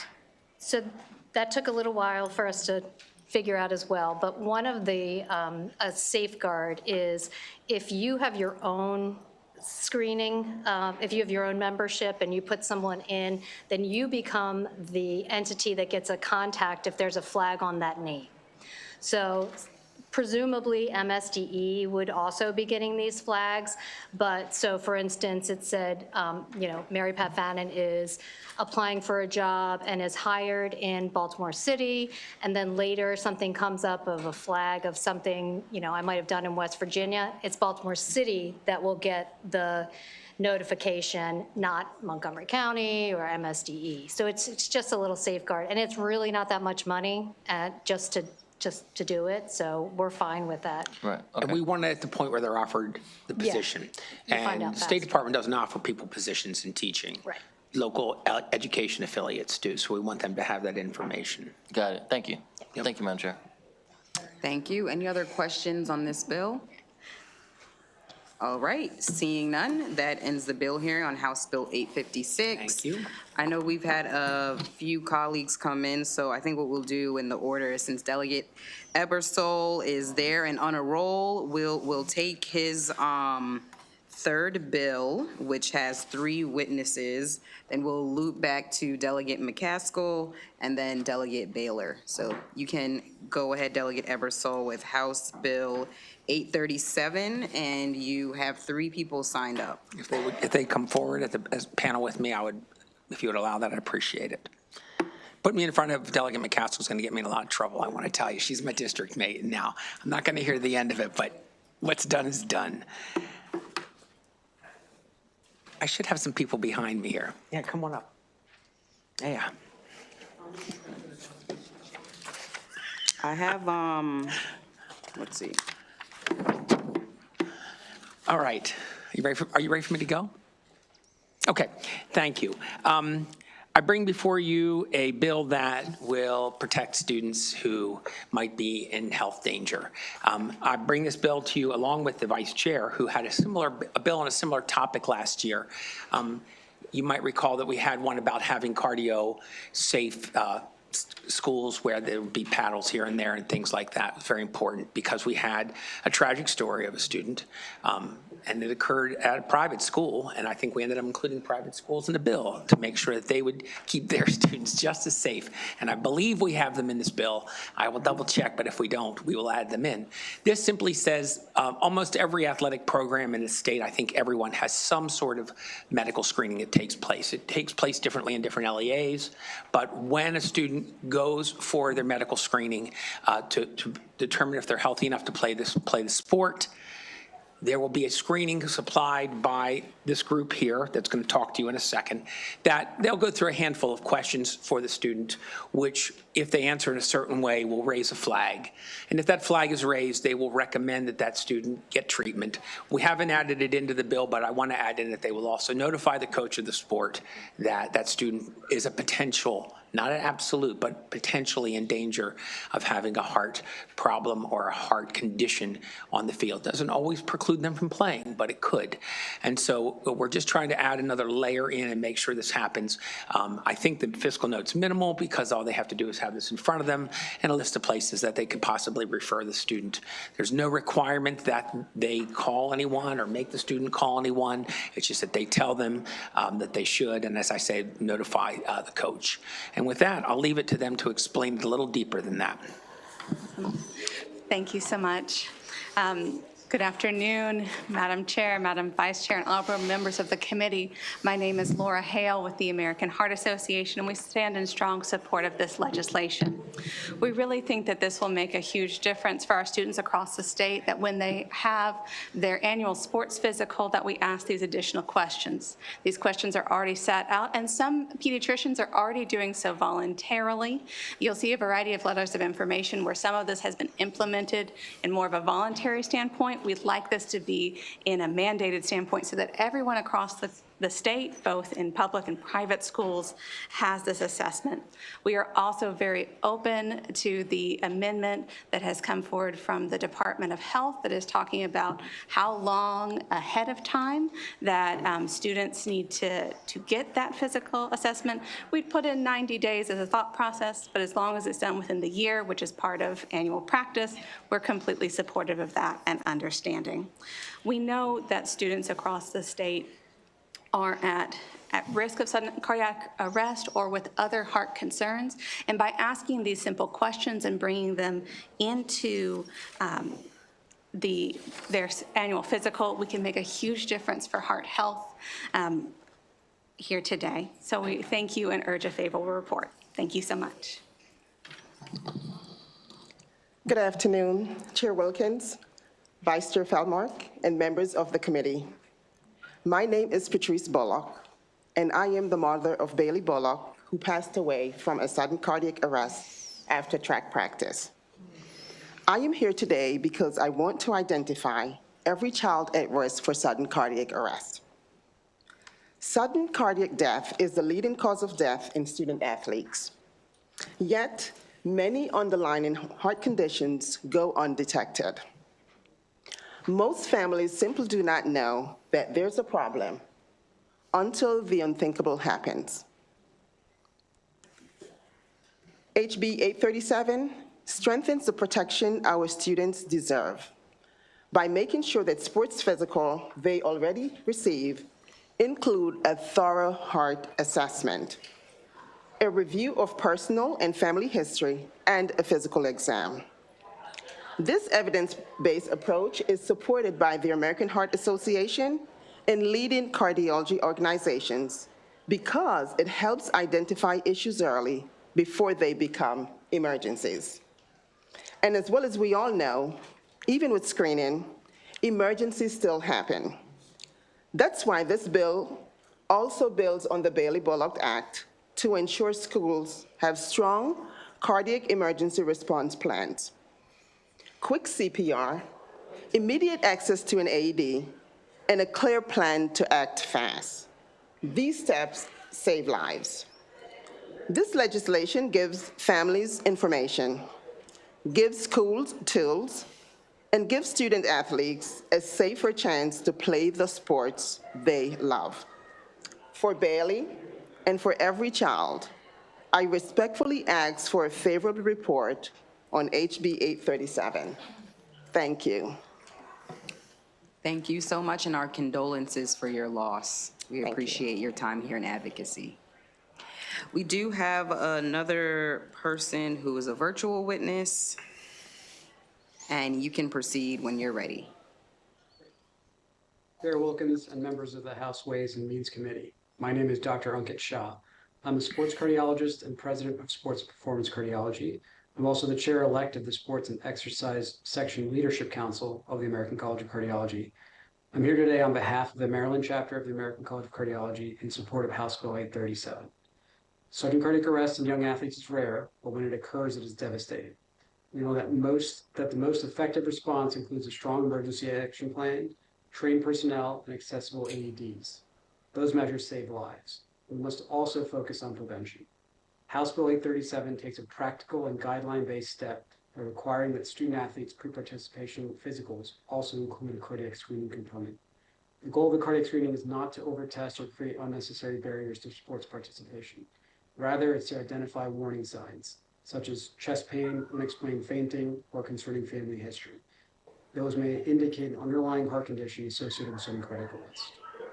The focused cardiac history and physical examination can detect symptomatic athletes with previously unrecognized disease, as well as those with inherited cardiovascular conditions. When concerns arise, further evaluation remains at the discretion of the treating clinician. This approach, as outlined in House Bill 837, balances vigilance with practicality. Cardiac screening based on the history and physical examination is recommended by both the American College of Cardiology and the American Heart Association, and several states and state interscholastic associations have already incorporated similar requirements into their athletic physicals. By strengthening the existing pre-participation evaluation to include cardiac screening, we can improve early detection, increase awareness of signs and symptoms of cardiac disease among athletes, families, coaches, and the schools, and thus better protect Maryland student athletes. This also ensures that the next steps and the decision for additional cardiac testing remain at the healthcare provider's clinical judgment. I respectfully urge the committee to give House Bill 837 a favorable report. Thank you. Thank you so much for your testimony, and thank you to this panel. Are there any questions? Delegate Patterson. Thank you, Madam Chair, and thank you very much, Delegate Ebersol, for bringing this to our attention. I was trying to get a handle on the full impact of the legislation, and I note that it is really for the system to develop guidelines, because you are trying to establish a criteria in terms of what happens. For me, I want to know if this is accurate, that the guidelines will offer what happens if a child is diagnosed with having a challenge or a heart condition.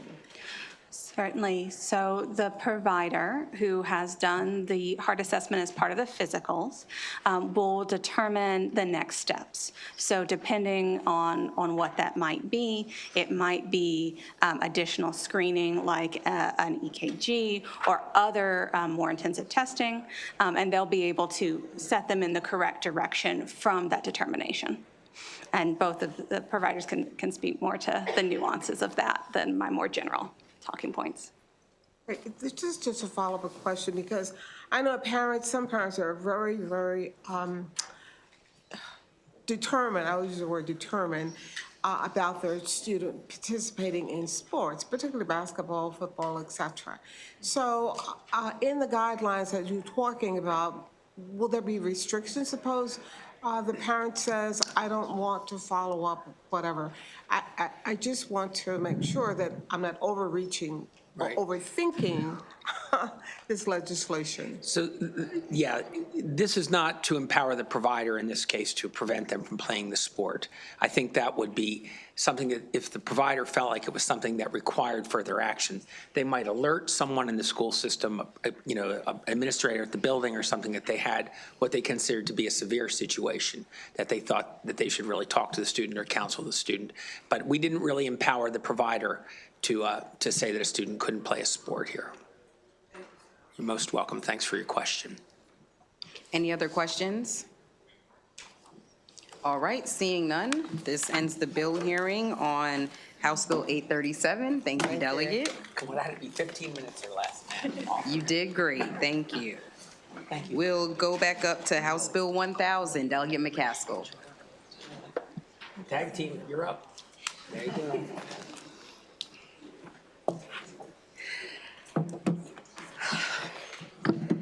Good afternoon, Madam Chair, Madam Vice Chair, and to my colleagues, my sister colleagues of Ways and Means. I didn't get the memo of my pink apparel, so I just did the due diligence of applying just now some pink lip balm in honor of the day. For the record, I am Delegate Alethea McCaskill, and I'm asking for a favorable report on HB 1000, Public School Mapping Data Radius of School Grounds. HB 1000 is a practical amendment to Maryland's existing Maryland Mapping Data Program statute, and it does not create a new system. Let me first explain what school mapping data is to those, including myself, who had to learn since this session. School mapping data is a comprehensive, high-resolution digital representation of a school campus designed specifically to support emergency responses that live tracks and pings last known locations. It includes detailed, up-to-date information about the interior and exterior layout of school buildings, such as entry and exit points, classrooms, hallways, stairwells, and common areas. School mapping data offers critical infrastructure information such as door locking mechanisms, security camera locations, fire alarm panels, and utility shutoffs. Unlike traditional architectural blueprints, school mapping data is built for real-time use by first responders, enabling law enforcement, fire, and medical personnel to quickly assess conditions, identify the safest and fastest routes, and coordinate an effective response during emergencies when every second counts. Maryland has already taken meaningful steps to modernize school mapping. Current law ensures maps are interoperable with public safety software, digitally accessible, verified for accuracy, and layered with detailed infrastructure information. This amendment strengthens that investment by ensuring our maps reflect not only what is inside the school footprint, but also the surrounding terrain and environmental features that influences emergency response. Some of you may already know this is one of the bills that is part of the LEAD Act, latest gift. There are 5 comprehensive bills. I am carrying 3, and of course, this is one. The data driving this amendment is clear. HB 1000 is particularly important for emergency situations involving a child with autism and other developmental disabilities who may wander from school grounds. Nationally, 49% of children with autism are at risk for elopement. Approximately 17% of those incidents results in fatalities. In 2024, 91% of elopement-related deaths were due to drowning. Research consistently shows that elopement is a serious safety risk for our autistic children. And tragically, drowning is one of the leading causes of death among autistic youth who wander. HB 1000 purpose is simply to save time, reduce confusion, and improve emergency response outcome. Under current law, school mapping data funded through the program must already meet a detailed set of standards. These include compatibility with safety software, printable and digital formats, verification through walkthroughs, true north orientation, and overlays of aerial imagery. When a student leaves campus unexpectedly, first responders rely on mapping data to prioritize certain patterns and deploy resources efficiently. HB 1000 requires that the maps must also include labeling for building structures, such as rooms, hallways, name external doors, hazards, and AED locations, as well as labeling for school grounds, including parking areas, unity locations, key boxes, athletic fields, surrounding roads, and neighboring property. HB 1000 closes this gap by adding a new requirement and requires that specific labeling that matches the 1-mile radius surrounding the school grounds, including bodies of water. Many may wonder why bodies of water are so important, but studies have shown and evidence have proven that water is a powerful sensory to our autistic children. It is quite attractive, whether it's because of its calming nature or because of its sparkling look. A 1-mile radius is not arbitrary. It reflects the real operational needs of emergency personnel. This expanded mapping area supports faster, safer emergency response. First responders need to know the layout of surrounding roads, water features, wooded areas, and nearby property to determine the safest and fastest access point. Improve coordination across agencies that will connect the police, fire, EMS, and federal partners who rely on shared, accurate mapping data. 1-mile radius ensures all agencies operate from the same situational map. Better evacuation and reunification planning will extend beyond school property, mapping nearby bodies of water, intersections, and open spaces help responders plan a safe movement for students and staff. So listen, HB 1000 is a thoughtful, necessary enhancement to Maryland's school safety infrastructure. It does not impose new burdens on schools, rather it ensures that the mapping data we already require is actually complete and thorough, actionable, and aligned with real-world emergency response needs to help render aid expeditiously in locating some of our most vulnerable population. I respectfully urge a favorable report for HB 1000. And now, Madam Chair, I will turn it over to the mom of Layla. Thank you so much, Delegate McCaskill. Very, very well stated. And Madam Chair, good afternoon, Madam Vice Chair, and members of the committee. As Delegate McCaskill mentioned, I am the mom of Layla. Layla is one of my twins. Layla was born with Jacobson syndrome, a very rare syndrome.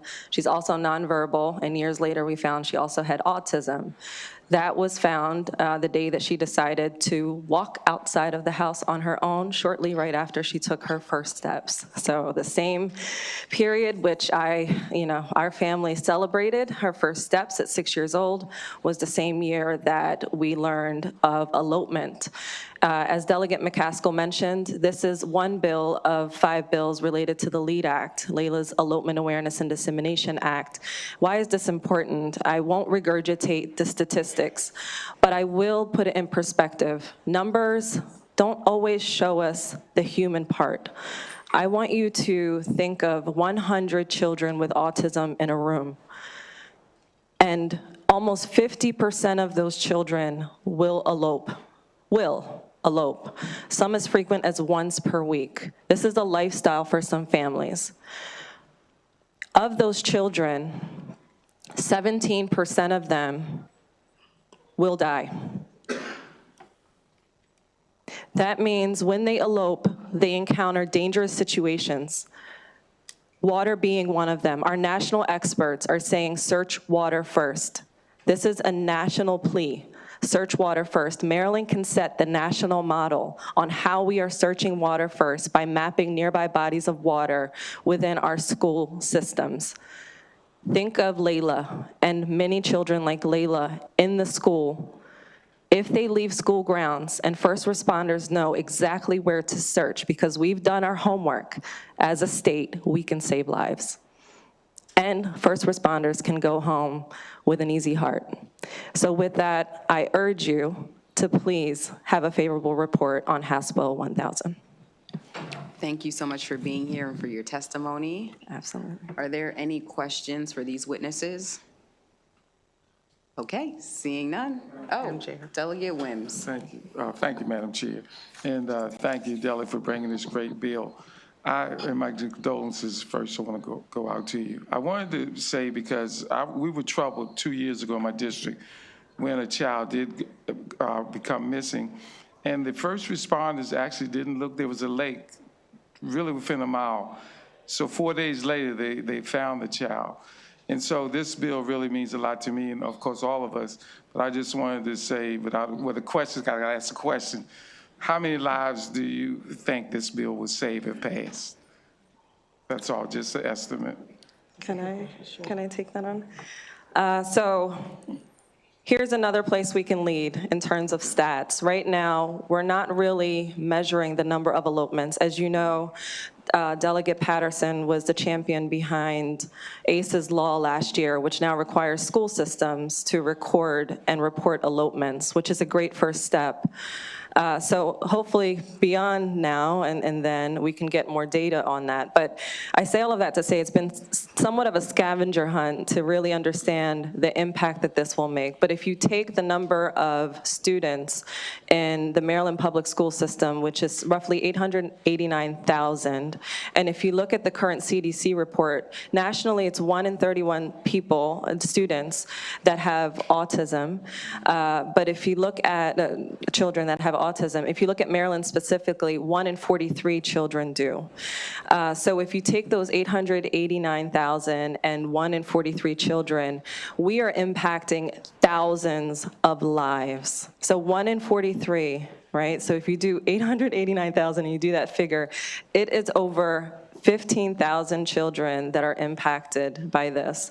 So half of them will elope. 17% of them can meet their fate. And unfortunately, if we look at the latest full stats from 2024 that the National Autism Association published, 91% of the fatalities are from drowning. I cannot tell you how often I see on social media, on reports, on publications to search water first. And as you said, Delegate Wims, we've seen many tragedies right here in our backyard as well. I don't want to call out the names in respect of the families, but we've seen many, many tragedies. Luckily, my Layla's still alive, and this is the special part of the LEAD Act because we don't have to wait for a tragedy to take action. That's the answer I was looking for. Thank you very much. Thank you, Madam Chair. Thank you so much, Delegate. Any other questions? All right, seeing none, that ends the bill hearing on House Bill 1000. Thank you for your time. Thank you. We'll come back around to Delegate Baylor, House Bill 586. You have 3 witnesses signed up. I have William Andrioni, Omari Barnes, and Carrie Wilson. Omari Barnes, can we swap her out with Abby Chan? Okay. Yeah, thank you. I also forgot to wear pink, but Delegate McCaskill said I can borrow her lip gloss too, so. Thank you, Madam Chair. For the record, I'm Delegate Dylan Baylor, representing Annapolis and District 30A, here to testify in favor of House Bill 586. What this bill broadly would do is it would authorize our county library boards to appoint student members to those boards. This bill is really rooted from conversations with the Maryland Leadership Workshops, which Will is a part of, which is a group of middle and high schoolers that come together and try to form policy solutions. And they had a summer conference this past year that I was able to attend, and it culminated in a capstone project where they presented a single policy proposal, and this was their proposal to allow student members to be on library boards across the state. And I think you'll hear a little bit more about that from Will. So this bill is just authorizing our county boards of education to be able to do that. I think why this is important is, as all of us know very well, libraries across the state and in each of our communities really serve as community hubs for a lot of various reasons. And I think even more than that, what we're seeing with young people is they are looking for places and opportunities, and libraries can really serve as that place to help cultivate those opportunities and serve as a community hub, especially for young people. But in order to do that, we need to make sure that young people have a voice at the table. If Delegate Vogel was here, I'd also point out that I am the youngest member, not him anymore. I'd also like to thank MAPLA, who's represented here today, for the extensive conversations that we've had about the legislation. The legislation originally started as a requirement for every library system to have a student member of the board. Since then, we had a lot of conversations and transitioned to an authorizing bill. And I want to thank them for their partnership here, because what we came together in consensus with was making it authorizing, but long-term working with them and the advocacy entity for our libraries to really educate our boards across the state about the importance of this. And hopefully through that, having our county library board stand up more student member positions. And then ultimately, hopefully in the future, we can come back and make sure it's a requirement at every library board. The other point I'd like to make is that prior to joining the General Assembly, I was actually appointed to the Anne Arundel County Library Board of Trustees. And both with our student member of the Board of Education and with our county library board, we actually already had a student member. And I'm joined here by Abby Chan, who is our current student member of the Anne Arundel County Library Board. But that might make you wonder why we even need this bill if Anne Arundel County was already able to do it. And through further conversations with MAPLA and Anne Arundel County, because its existence predates a lot of the incorporating legislation at the state level, we have a lot of different authorities. So that kind of is what gave Anne Arundel the authority to do it. But other library systems do not have that same authority. So this bill would really be a first step in making sure that students have a meaningful seat at the table on our library boards. And with that, I would respectfully request a favorable report. Thank you, Madam Chair. You want to go? Thank you, Chair Wilkins, Vice Chair Fiedmark, and members of the committee. My name is Abby Chan, and I'm a student member of the Anne Arundel County Public Library Board of Trustees. As a student member, I serve as an advocate for youth in my library system. My position ensures that student perspectives are heard and brought to the forefront of the library's governing body. In our system, I have full voting rights, and I serve as an equal among my fellow board members. Before student members were included on library boards, decisions that impact youth were often made with only adult voices at the table. While those perspectives are important, students experience libraries in different ways. Having a student member ensures that those real experiences are represented when decisions are made. In my role, I've been able to testify at Town Hall on behalf of District 7's library system, speaking from a youth perspective on the need for increased funding that shared how young people rely on library spaces daily, and how expanded funding would support more programs or resources that students depend on. As both a student and a library trustee, I've also helped bridge my school and our local Crofton Library to create a nearly entirely student-led Lunar New Year Festival just last Saturday. Working closely with both library staff and students, we organized performances, cultural activities, and community outreach that ultimately brought over 200+ attendees and gave each student the opportunity to lead and share their heritage in our community. Overall, having a student member benefits the entire library system. It helps boards better understand the youth needs and decisions about spaces and resources that affect students across our county. It also helps strengthen connections with schools and brings fresh ideas into discussions. For students, it provides leadership experience, builds civic engagement, and shows young people that their voices matter. Students are not just library users, they're partners in shaping the future of our libraries. And this bill would ensure that more students, like me, across Maryland have the opportunity to contribute, lead, and bring their perspectives into decisions that affect them. Thank you for the opportunity to share my experience, and I respectfully urge a favorable report on this bill.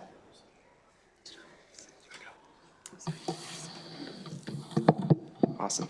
Thank you, and good afternoon, Madam Chair, Madam Vice Chair, members of the committee. My name is Will Andrioni. I am a senior at Severna Park High School, and I'm here today in strong support of House Bill 586. As Delegate Baylor mentioned, I participated in the Maryland Leadership Workshops program over the summer, where myself, as well as public and private students throughout the state, looked at third spaces for students, with third spaces being an area outside of home and school where students get together and are able to de-stress and engage in their life. And one of the third spaces that we looked at were libraries, which are a very common third space for students, especially high schoolers. And we looked at how we can improve that and get more high schoolers involved with that. And one of the conclusions that we came to was incorporating a student member on the Board of Trustees throughout all of the county Board of Trustees. Youth representation matters deeply. Students bring lived experience and fresh ideas into decisions that affect their peers.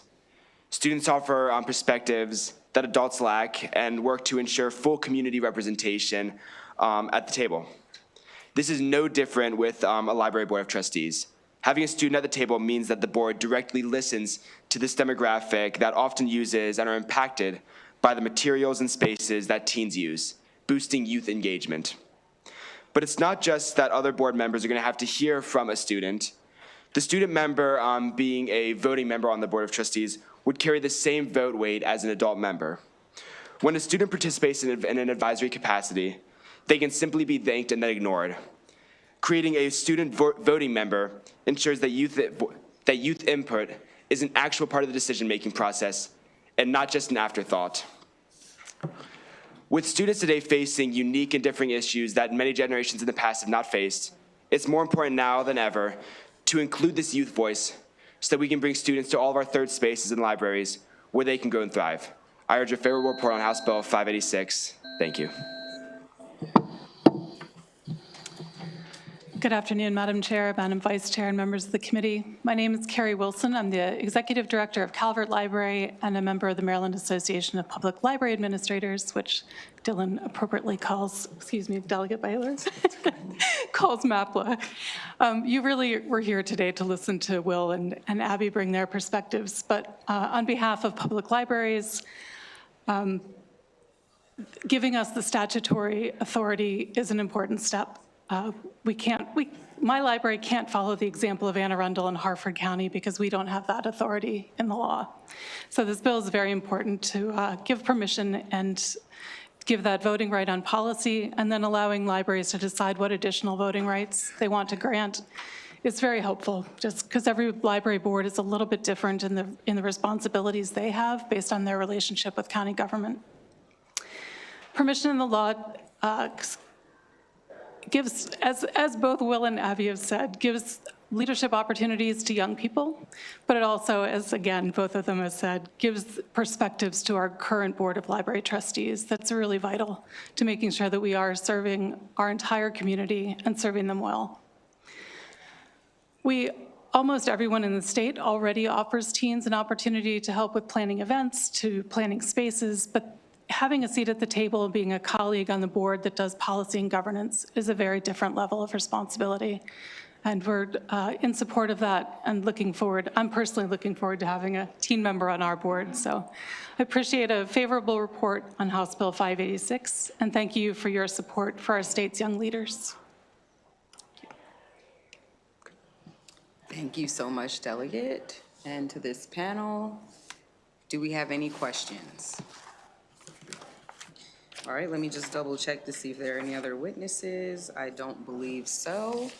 And so if there aren't any other questions, thank you so much for the bill, and thank you for the students who've taken the time out to come and testify. Great job. That ends the hearing on House Bill 586.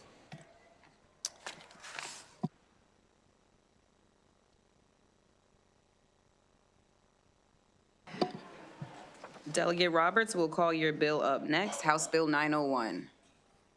Thank you, Madam Chair.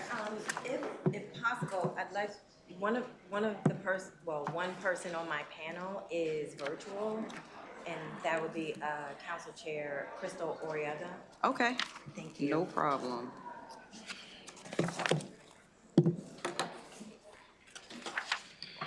I have Tangela Terrain Myers as part of your panel, favorable. Does that sound familiar? Yes. And then I also have Crystal Oriata. Hello, Madam Chair, good to see you there. Hello. Wonderful. So, Delegate, you can proceed when you're ready. Thank you. So, okay, good afternoon, Chair Wilkins, Vice Chair Feldmark, and let me just say, as a forever member of the Ways and Means Committee, I didn't know I was excluded from the color coordination here, but Delegate Feldmark, you know how much I care about you. Okay, thank you. Okay, members of the Ways and Means Committee, thank you for the opportunity to testify today. For the record, I am Delegate Denise Roberts. I proudly represent District 25, and I'm also the proud sponsor of my priority bill, House Bill 901, Education, Public School Students, Recognition of External Diagnosis of Autism. For many Maryland families, the longest journey is not from home to school. It is from something is wrong to someone is finally listening. Parents wait months or years for evaluations, miss work, and fight insurance just to secure an autism diagnosis for their child.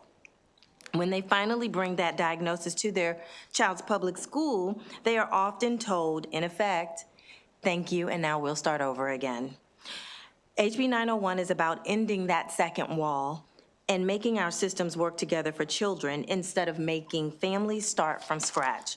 Just this past weekend, I co-hosted an Autism Support Summit for parents with Prince George's County Council Chair Crystal Oriaga and Prince George's County Board of Education District 7 member Dr. Felton Moss.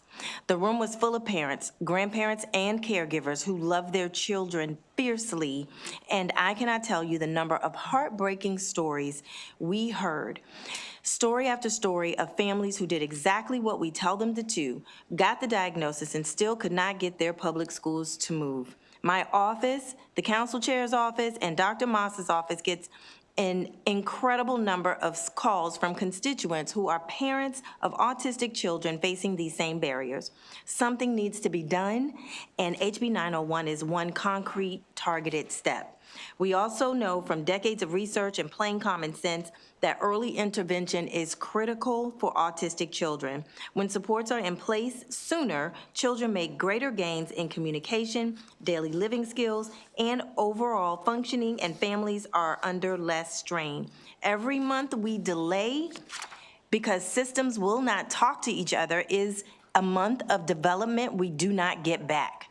HB 901 is about closing that gap so our public schools are partners in early intervention, not a bottleneck. HB 901, at its core, simple and deeply reasonable.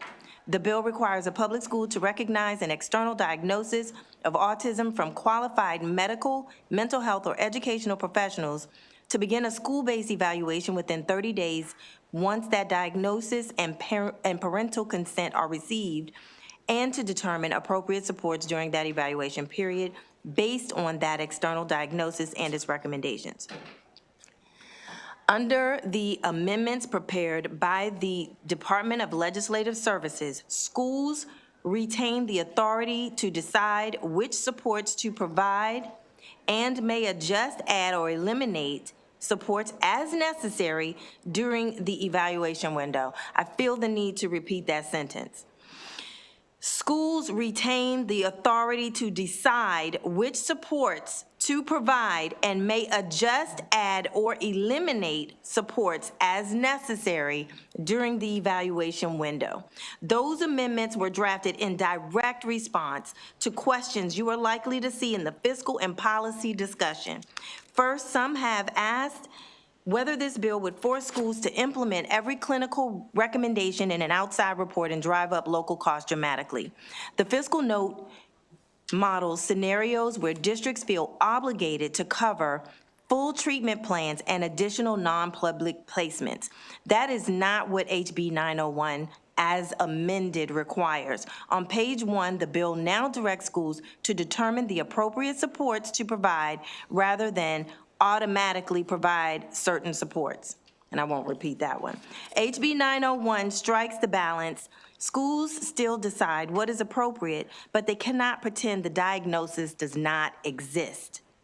You may have also read about concerns that this somehow conflicts with the Individuals with Disabilities Education Act, that we are blurring the line between a medical diagnosis and an educational disability, or providing services without evidence of adverse educational impact. IDEA is clear that a medical diagnosis alone does not automatically qualify a student for special education. There must also be an adverse educational impact and a need for specially designed instruction. HB 901 does not change that standard. The bill fits squarely within the IDEA framework. It accelerates and informs the process, but does not lower the bar.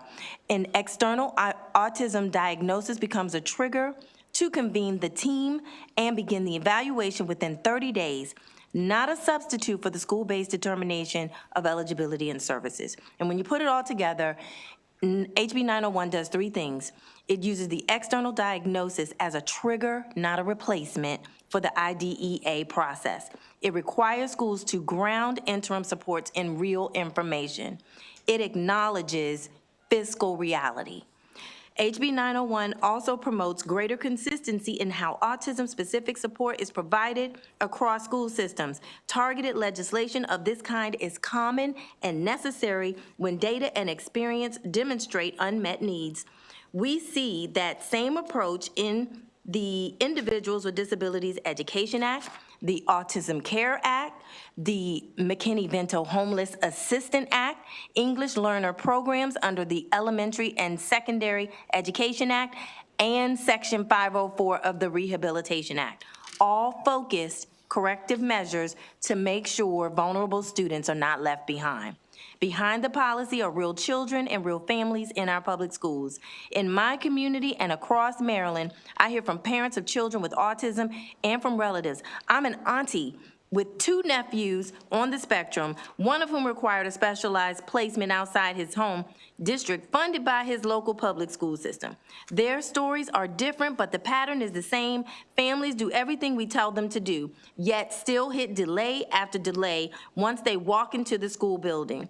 HB 901 says that when a family has already climbed the mountain to get a diagnosis, the public school system should meet them halfway.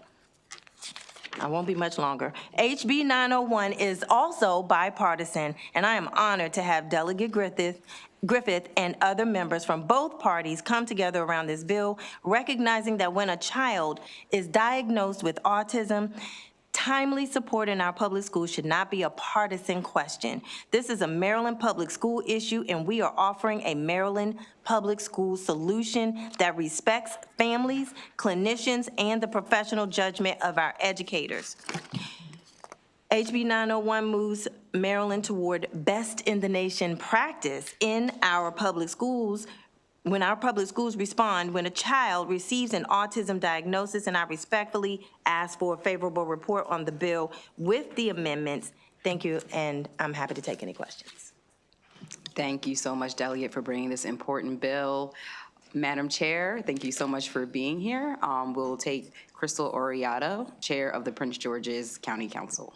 Thank you so much, Chair, Vice Chair, members of this committee. My name is Councilwoman Crystal Oriato. I have the pleasure of chairing the Prince George's County Council. I want to thank the delegate for bringing this bill forward. It is so important. I think sometimes we can think about what is 30 days, right?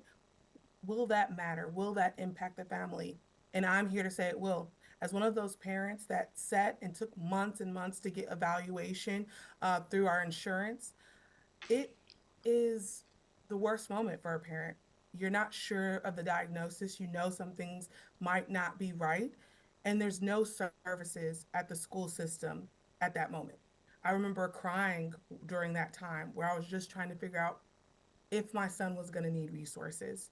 And the reality is that this can be a breath of fresh air, allowing the parent to exhale, to know that they don't have to wait months and months to talk to their insurance provider, then wait another month waiting for the school system just to evaluate their paperwork. It allows the flexibility for the school system to say, maybe we can't do all of the things in this report, but there's a few things we can do on day one to ensure that there is no gap in services. This legislation allows us to put the child at the forefront. We understand that we need to be fiscally responsible. We understand that we want to make sure that we have educators at the table. What we also know is that our parents feel like sometimes they're not at the table, that no one hears them. And what this will allow is for the school system to be a partner with our parents as they come forward and say, I know there's a concern. And not just me. They've done the due diligence to go through their provider. Some people don't know it can take up to 6 months to just get an appointment through your insurance provider. So they have waited long enough.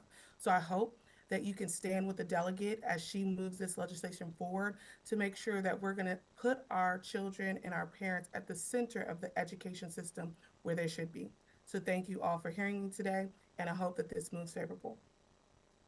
Thank you, Madam Chair. Thank you, Delegate, for the bill. I see a question for Delegate Young. Thank you, Madam Chair. Delegate, can you just give me a quick overview again of those amendments that you have?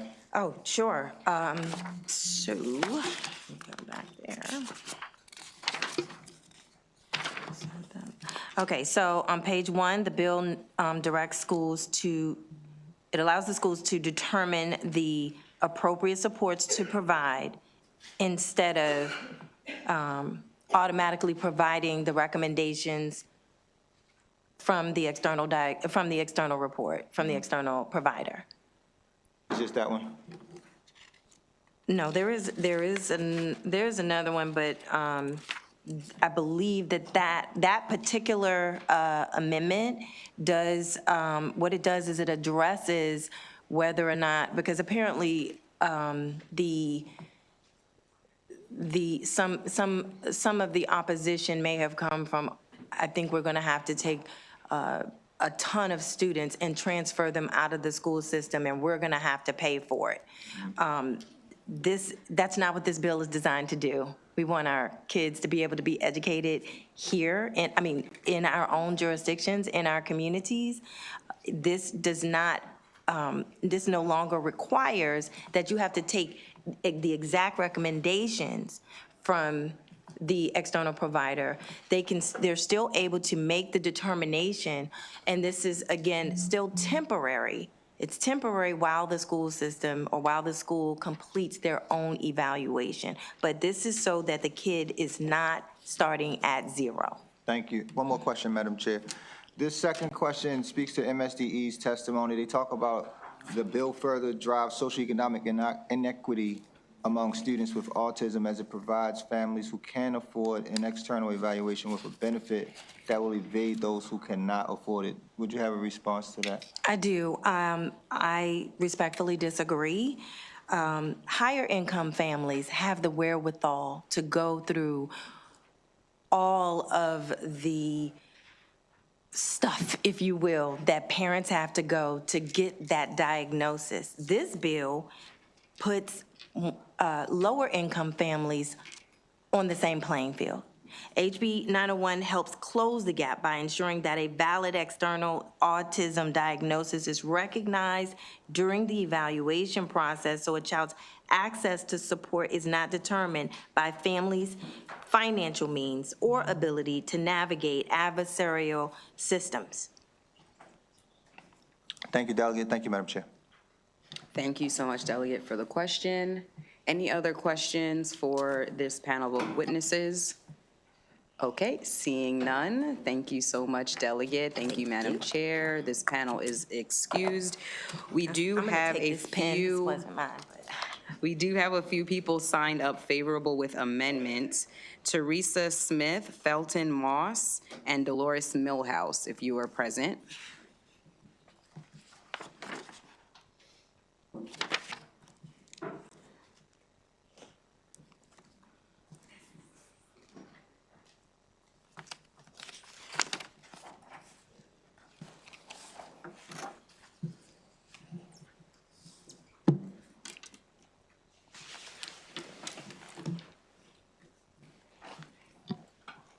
You can go ahead. Thank you. All right. Good afternoon, Chair and members of the Ways and Means Committee. My name is Teresa Smith. I'm the mother of 2 children with autism, as well as an independent special education advocate. I'm here today to bridge the gap of the lived reality of families. I strongly support the intent of House Bill 901. Far too many families bring valid external diagnosis to their school teams only to be met with endless delays and resistance to address educational access. For example, my daughter received an autism diagnosis from a clinical psychologist after receiving a referral from 2 different physicians. When I presented this outside evaluation, members of the IEP team did not want to accept it, even though the district had previously instructed me to obtain my own testing, that of which I waited a year to obtain. The team had absolutely no objective data to rebut the diagnosis, yet I still had to press them to provide my daughter with what she needed to access her educational program. My son's experience was tragically different. Despite having 2 outside diagnoses confirming autism, he faced severe pushback. One member of his IEP team allowed bias to factor into the screening process, also remarking that he didn't look like her own son. Because the team failed to gather true objective data, my son never received the services he desperately needed. While he did graduate, the lack of school-based support severely backfired on his progress. He still struggles today with deficits that should have been supported and addressed in school. When districts block access or create unnecessary barriers, they are being negligent in their duty to follow IDEA and Section 504 of the Rehabilitation Act of 1973. I fully support this bill with amendments to make it functionally sound, and I urge a favorable report on House Bill 901. Thank you. Thank you so much. You can proceed. Good afternoon. My name is Dolores Millhouse, and so thank you, Chair, Vice Chair, and members of the committee. I'm a resident of Legislative District 25, and I serve currently as the 2026 Maryland Mother of the Year with American Mothers. I am testifying here in my individual capacity in support of House Bill 901 and in support of Delegate Denise Roberts' leadership in advancing the important legislation with amendments. House Bill 901 ensures that when a qualified medical or mental health professional provides autism diagnosis, Maryland Public Schools must recognize that diagnosis and provide appropriate supports while completing their own evaluation. It also requires that the school-based evaluation begin with 30 days of receiving the diagnosis and parent consent, and the recommended supports continue during the review. The focus for me is to make sure that the school system is following IDA in Section 504 as federally mandated. This matters. I have a niece and a nephew on the autism spectrum, and I have seen the stress of families experiencing when external expertise questioned or delayed, and when the children are left waiting for supports during critical development windows. Delays are not neutral. They affect learning, confidence, behavior, and long-term outcomes. As the Maryland Mother of the Year, my platform focuses on strengthening family capacity, advancing equitable education access, and ensuring youth receive timely mental and developmental health support. House Bill 901 aligns directly with that work, and I respect the work that's being done, and I'm asking that you all provide a favorable report for House Bill 901. Thank you very much. Thank you. And I think we have one additional witness, Terrain Myers. Are you present? Okay. Please come on up.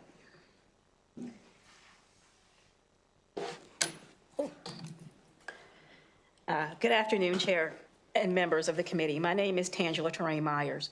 Thank you for the opportunity to speak today. I am here as a parent of an 8th grade student who was formally diagnosed with autism, both medically and educationally, including a thorough evaluation at Children's National Hospital. Despite that clear documentation, it took 2 full years for autism to be accurately reflected in his IEP. 2 years. In middle school, 2 years represents nearly half of a child's secondary experience. During that time, the document designed to guide his education did not fully acknowledge his neurological profile. Our scholar is kind, respectful, and academically capable. He does not present with disruptive behaviors. However, in the absence of a formal recognition of his autism within his IEP, some of his processing differences were at times misinterpreted as willful behavior or stubbornness rather than manifestations of a neurological need. When a student's disability is not clearly documented, misunderstandings can occur, and interactions may not always reflect the patience and instructional strategies that autism-informed training would support. This highlights a systemic issue. When autism presents without outward behavioral disruptions, particularly in bright students who internalize stress, it can be overlooked. Without timely recognition in an IEP, appropriate accommodations, educator awareness, and proactive supports may be delayed. It is also important to note that the change to his IEP occurred only after a formal state complaint was filed.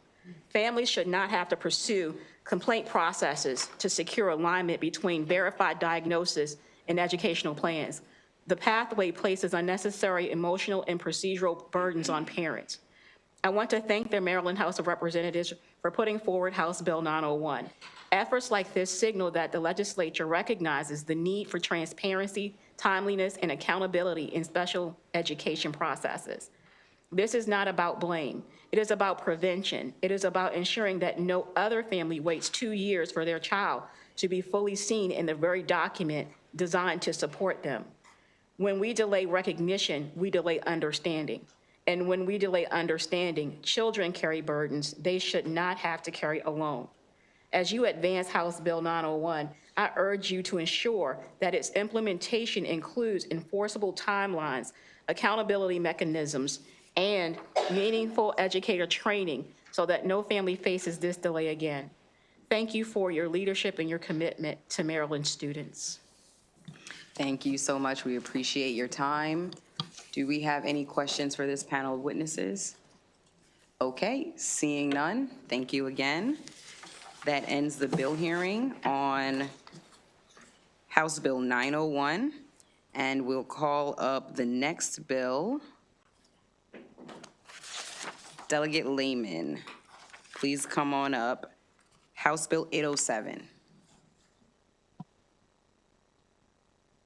I have one panelist with me, and I believe one by Zoom.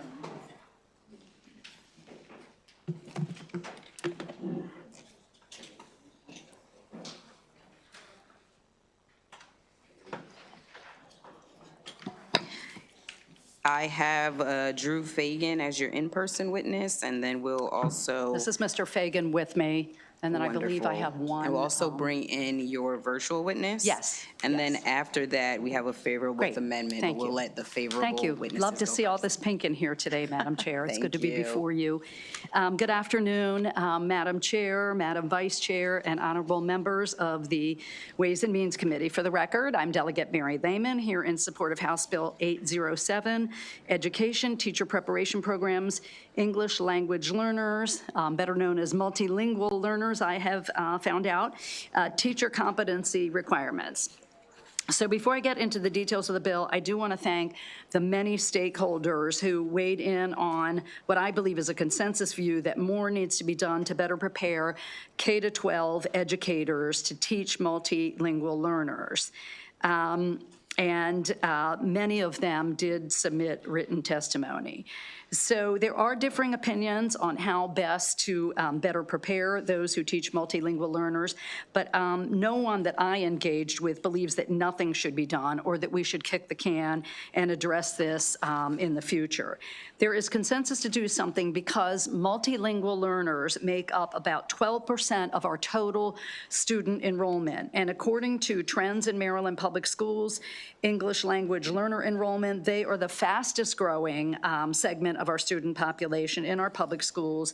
This growth is occurring at a rate faster than the national average here in Maryland, and our state ranks among the top 25 in the proportion of students receiving language assistance services. Yet the outcomes for these students show that our current system is not meeting their needs. I will address that as well, but here is what the bill does. It requires colleges and universities with educator preparation programs to do two things. First, to embed in courses throughout the teacher preparation curriculum training in English language learner-related teacher competencies, including understanding language development, equitable literacy learning opportunities, and the needs of linguistically diverse students and their families. And secondly, it would implement a 3-credit teacher preparation course beginning with the 2028-2029 academic year to ensure baseline competence in teaching English language learner students and to embed those multilingual learner concepts. So the intent of the bill is to reduce the over-reliance on designated multilingual learner teachers as the sole providers of language support for our students, to ensure that those learners have access to rigorous core instruction in the future rather than being excluded from it, and to improve long-term outcomes in English proficiency and academic achievement. So how are our multilingual learners doing currently?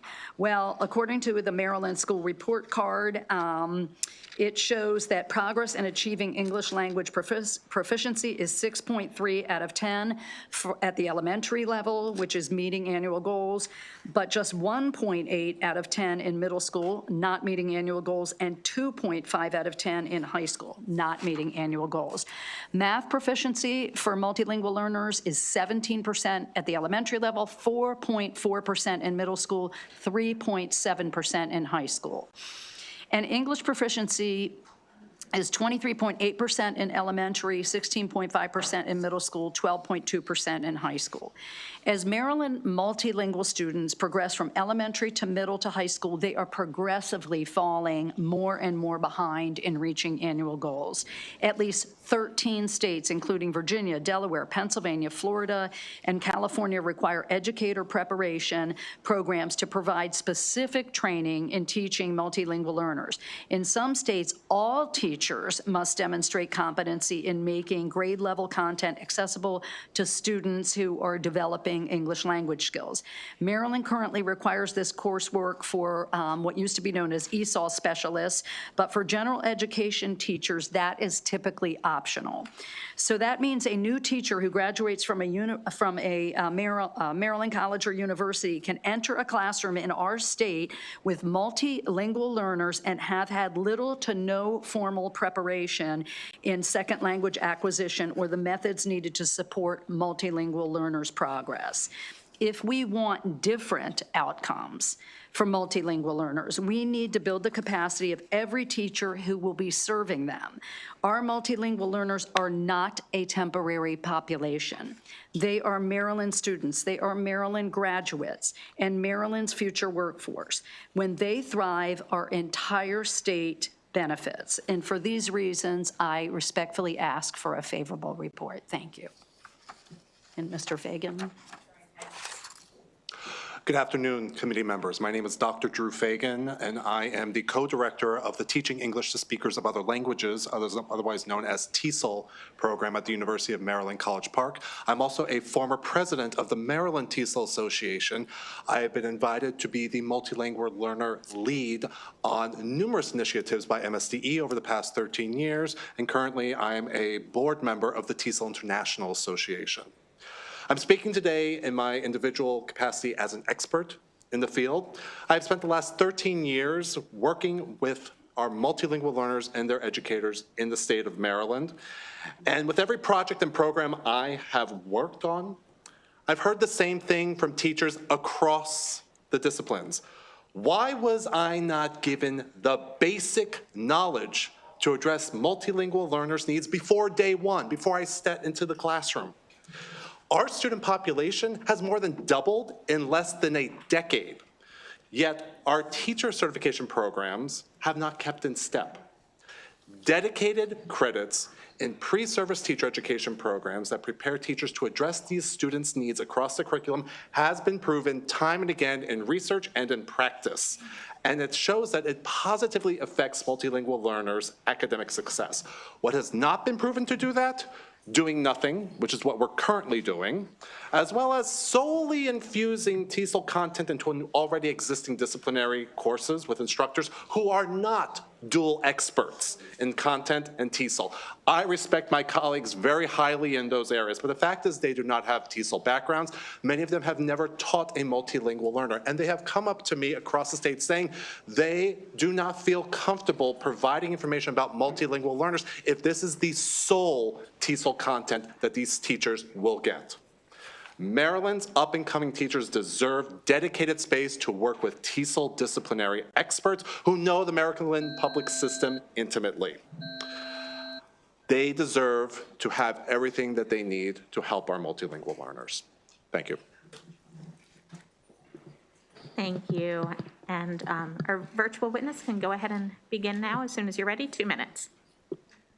Good afternoon. My name is Dr. Alexandra Tukavina, and I'm testifying in favor of the House Bill 807 to include at least one 3-credit English language learner-related course into college-level teacher preparation programs. English is not my first language, and I know firsthand the difficulties that multilingual learners face. The language you speak shapes the way you think, the concepts you operate with. For example, in my native language, there is no single word to smell. We say to feel smell. Or there are no separate words for fingers and toes. Teachers working with multilingual students should be aware of potential learning difficulties and communication barriers. My daughter is a first grader attending a public school in Maryland District 21. She's fully bilingual because she attended an English language daycare and preschool, even though we speak a different language at home. She did not need formal English language learner support when she started kindergarten. However, many of her multilingual classmates did benefit from the ELL instruction. Kids in my daughter's class speak at least 5 different languages at home.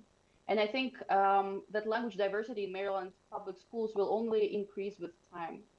Even when all these kids do not need formal ELL support anymore as they become fluent in English, it will still be beneficial for teachers working with them to have basic ELL-related training.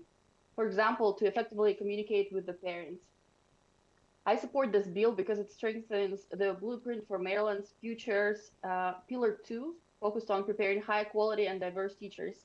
It also aligns with the vision for preparing global citizens and increasing cultural awareness in our schools. Thank you. Thank you. Are there any questions for the sponsor or this panel? Okay, seeing none, thank you very much, Delegate, for bringing the bill. Thank you both for your testimony. And we'll move on. There is one favorable with amendment, Is there Nikki Woodward here? There.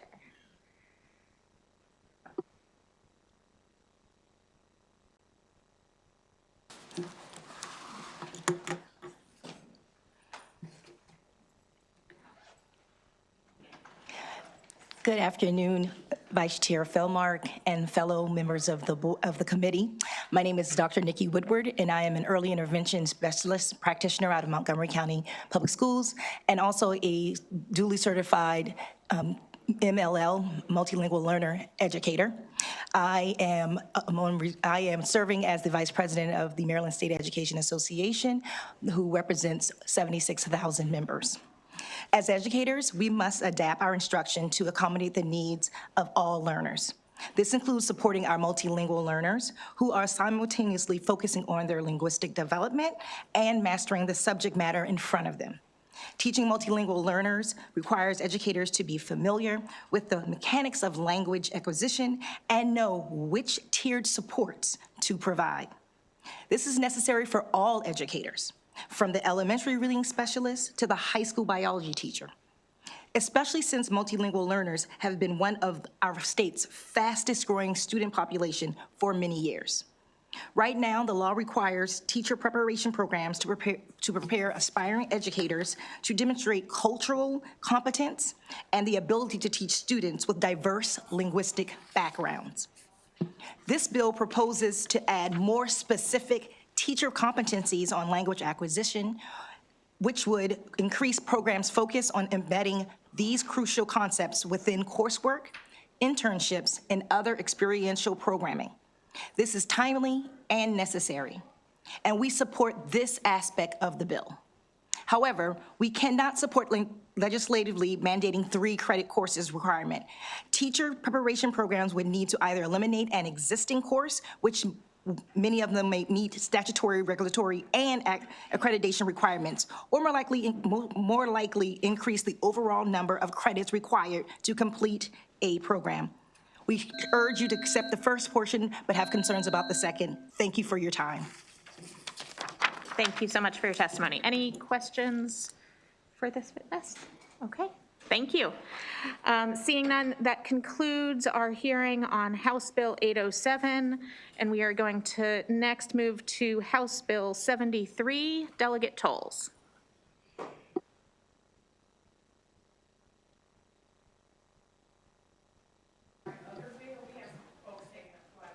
Absolutely, absolutely. Then we are going to pause on that and move to House Bill 26, delegate tolls.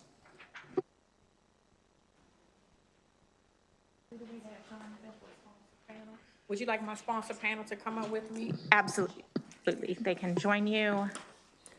You can begin whenever you're ready. Thank you so much. Thank you so much, Madam Chair and members of the committee. I am Delegate Karen Tolles from Prince George's County, and I am asking for the committee to support policies around open enrollment. In Prince George's County, we have specialized schools where you have some that have science and tech. We have a wonderful arts program at Student High School. You have a number of specialty programs, some of the top in the states. And we just would like the opportunity for children, for parents actually to decide to allow, their child to attend one of these specialty schools. We know we have the lottery, know we have other mechanisms, but to be able to allow for that child to openly go to a school, whether it's other schools within the state, but most importantly, we do have some amendments that would narrow it down to the school within that county. And so, Madam Chair and committee members, we are asking for the opportunity for the parents to allow their child to attend a school within their county, a specialized school, a school of their choice, without having to wait for a lottery to do that. So with that, Madam Chair, I ask for the support of HB 26.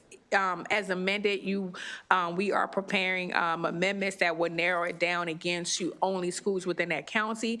And I'll turn it over to my panel. Thank you. Want to go first? Sure, yeah. Thank you, Madam Chair and members of the committee. My name is Ian Kingsbury. I'm a senior fellow at the Education Freedom Institute. I received my PhD in education policy from the University of Arkansas. I was previously a postdoctoral fellow at the Johns Hopkins University Institute for Education Policy, and I have more than a dozen peer-reviewed publications to my name that specifically focus on the issue of school choice. And with that, I offer my full endorsement of any legislation that increases opportunities for open enrollment. The reality is that the idea of assigning kids to a district school based on where they reside is archaic. And one way we know it's archaic is that there are 46 states that have said that we're going to do something different than this. One of the ones that has not, unfortunately, is Maryland. But this shouldn't just be a matter of following national trends.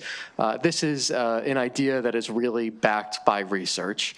What evaluations of open enrollment policies have shown is that students tend to move into higher performing schools. They tend to have better academic results. They're more likely to matriculate and graduate from college. They're less likely to end up in prison. And so this is a reform really that is pro-child and pro-family. And I would ask that we not just accept that Maryland has good schools, which it does, and to think that if it ain't broke, don't fix it. That's simply not the case, because I think when we look at Maryland's position nationally, yes, it ranks very well, but obviously there are districts and schools here with performance that we should consider to be substandard. And then beyond that, the reality is that there is a sort of discrete or universal idea of school quality, schools that we might think are good or bad, but there's also fit. The reality that certain schools, for whatever reason, are a good fit for one child, but not another. And you can see this even within the same families where siblings end up in different schools. And so this is a policy that allows families to send their kids to a school that maybe has a good athletics program, or they fell into the wrong crowd where they're assigned. So now they can go to a place where they'll be out of that negative friend group and have a chance for a fresh start. So thank you. Thank you. Madam Chair, Vice Chair, and members of the House Ways and Means Committee. Appreciate the opportunity to testify today. My name is Kristen Tiagi, and I'm the Executive Director of Parents for School Options. We're a national advocacy organization that works with parents to advocate for policies that enable them to choose the best educational setting for their child, whether it's their neighborhood school or a different school across their district lines. I'm also a mom. And like every Maryland parent, I want my child to attend the best public school that is safe, supportive, and meets her individual needs. House Bill 26 is not a radical idea. It's about fairness, and it's about Maryland getting in line with the 46 states that already allow public school students to cross district lines where there's available capacity. Right now, Maryland's school assignment system quietly sorts children by zip code. Where a family can afford to live too often determines the quality of education their child can receive. The result is predictable. Opportunity follows wealth, access follows geography, and inequality shows up in Maryland's classrooms year after year. HB 26 does not dismantle public education. In fact, it straightens it. Universal open enrollment and open enrollment policies in general keep students within the public school system while removing barriers that disproportionately affect low-income families. Families who can't move, families who can't afford public school, and shouldn't have to accept a school that isn't working for their child. This bill matters for students who are struggling because of bullying, safety concerns, or lack of appropriate academic supports. It matters for students who need advanced coursework, career and technical programs, or specialized services that aren't offered by their assigned school. Public education exists to serve students, not systems. When systems become barriers, it is our responsibility to adapt. HB 26 is a student-centered, equitable step forward. I respectfully urge you to support it and help ensure that every Maryland student has access to a public education that meets their needs and allows them to succeed. Thank you. Okay. Thank you, Delegate, for the bill, and thank you both for your testimony. We have a question from Delegate Ebersol. Thank you, Madam Chair. How are you doing today, Delegate Tull? It's great to have you in our committee today. Yes. Did I understand you to say that you were going to offer an amendment that would keep this within jurisdictions? For example, Anne Arundel County would not really be able to offer their schools to students in other counties, but just students within their county could move around between schools there, or did I misunderstand that? That's correct. Okay. And then the question for the gentleman is, he says, I really want people to be able to send their kids to schools. Sometimes, how do we send a kid to a school if they don't have a way to get there? Transportation becomes an issue, and a lot of students don't have agency. The bill says they may offer transportation, but it doesn't say they have to. And so I wonder if we could address that issue. States have dealt with this in different ways. There are some that provide allocations toward families actually to give them gas money to go to a different school, or even there are buses that that will collect them from a different district. So, it can be a challenge or a limitation at times, but it's also, I would say, don't let the perfect be the enemy of the good. I mean, as long as you're giving families the option of moving elsewhere, it's better than we were before. So, something to be mindful and deliberate about, but not a reason not to do it. The bill doesn't provide for that. It just says they can. And I would say perfect would be to some equitable ability for students to access this no matter their socioeconomic status. So there's something to keep an eye on here. Thank you. Any other questions for this panel? Delegate Pastor. Thank you, Madam Chair. Does this bill offer guidelines for making those choices so that we don't have flight from one school and folks trying to get into another, or a whole bunch of people trying to get into another, since you can go across your district lines? So what are the guidelines to help make that smooth so there's equity in how folks move? Thank you so much, Delegate Pastor. That would be worked out with the school system, so I appreciate the question. Thank you. You're welcome. Great. Thank you, Madam Chair. Okay, seeing no other questions for this panel, thank you all. And we have a few more witnesses signed up. Juanita Miller, Candace Perkins, Dolores Millhouse, and one virtual witness, Samoy Minda.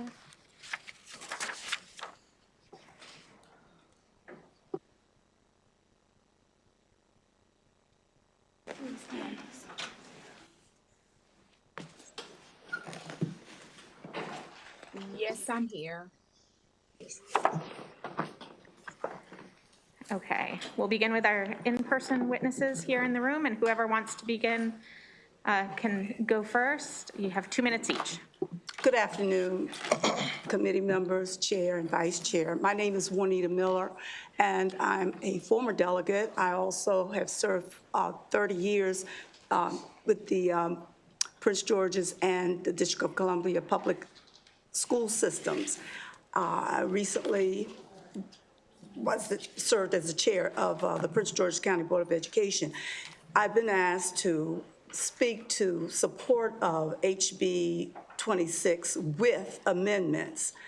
We support the goal of expanding educational opportunities for families without creating new mandates, new costs, or unintended consequences for local school systems.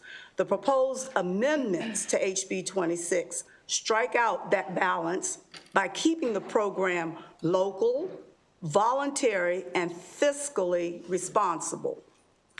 It keeps the open enrollment local and intra-district, and I think that addresses the former delegate, the former question by the delegate. Okay. No.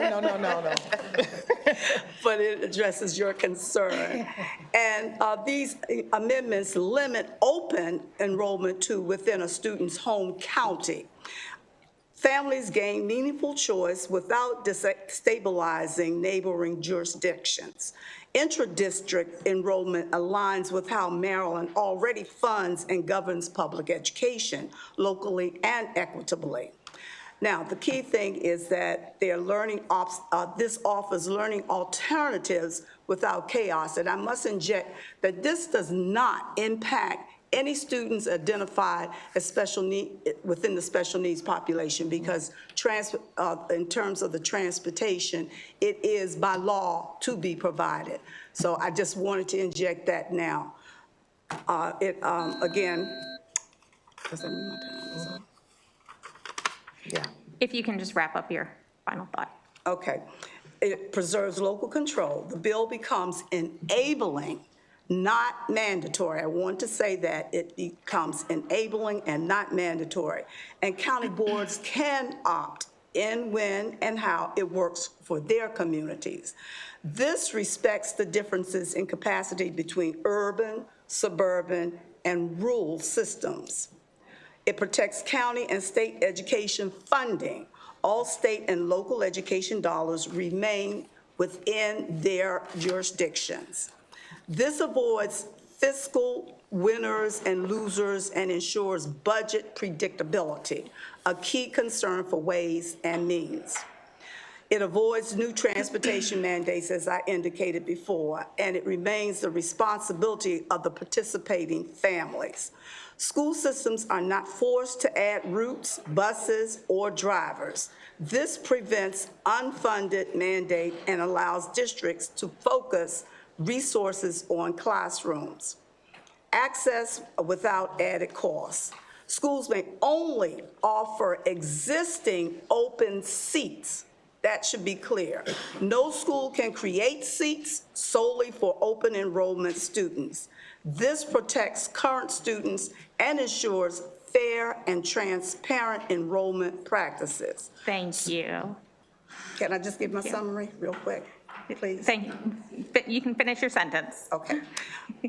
Why this matters to the legislature. There's no fiscal note expansion, no state obligations, predictability contained impact, respects local governance, supports parental education alternatives responsibly, and maintains system stability. And I thank you for your time.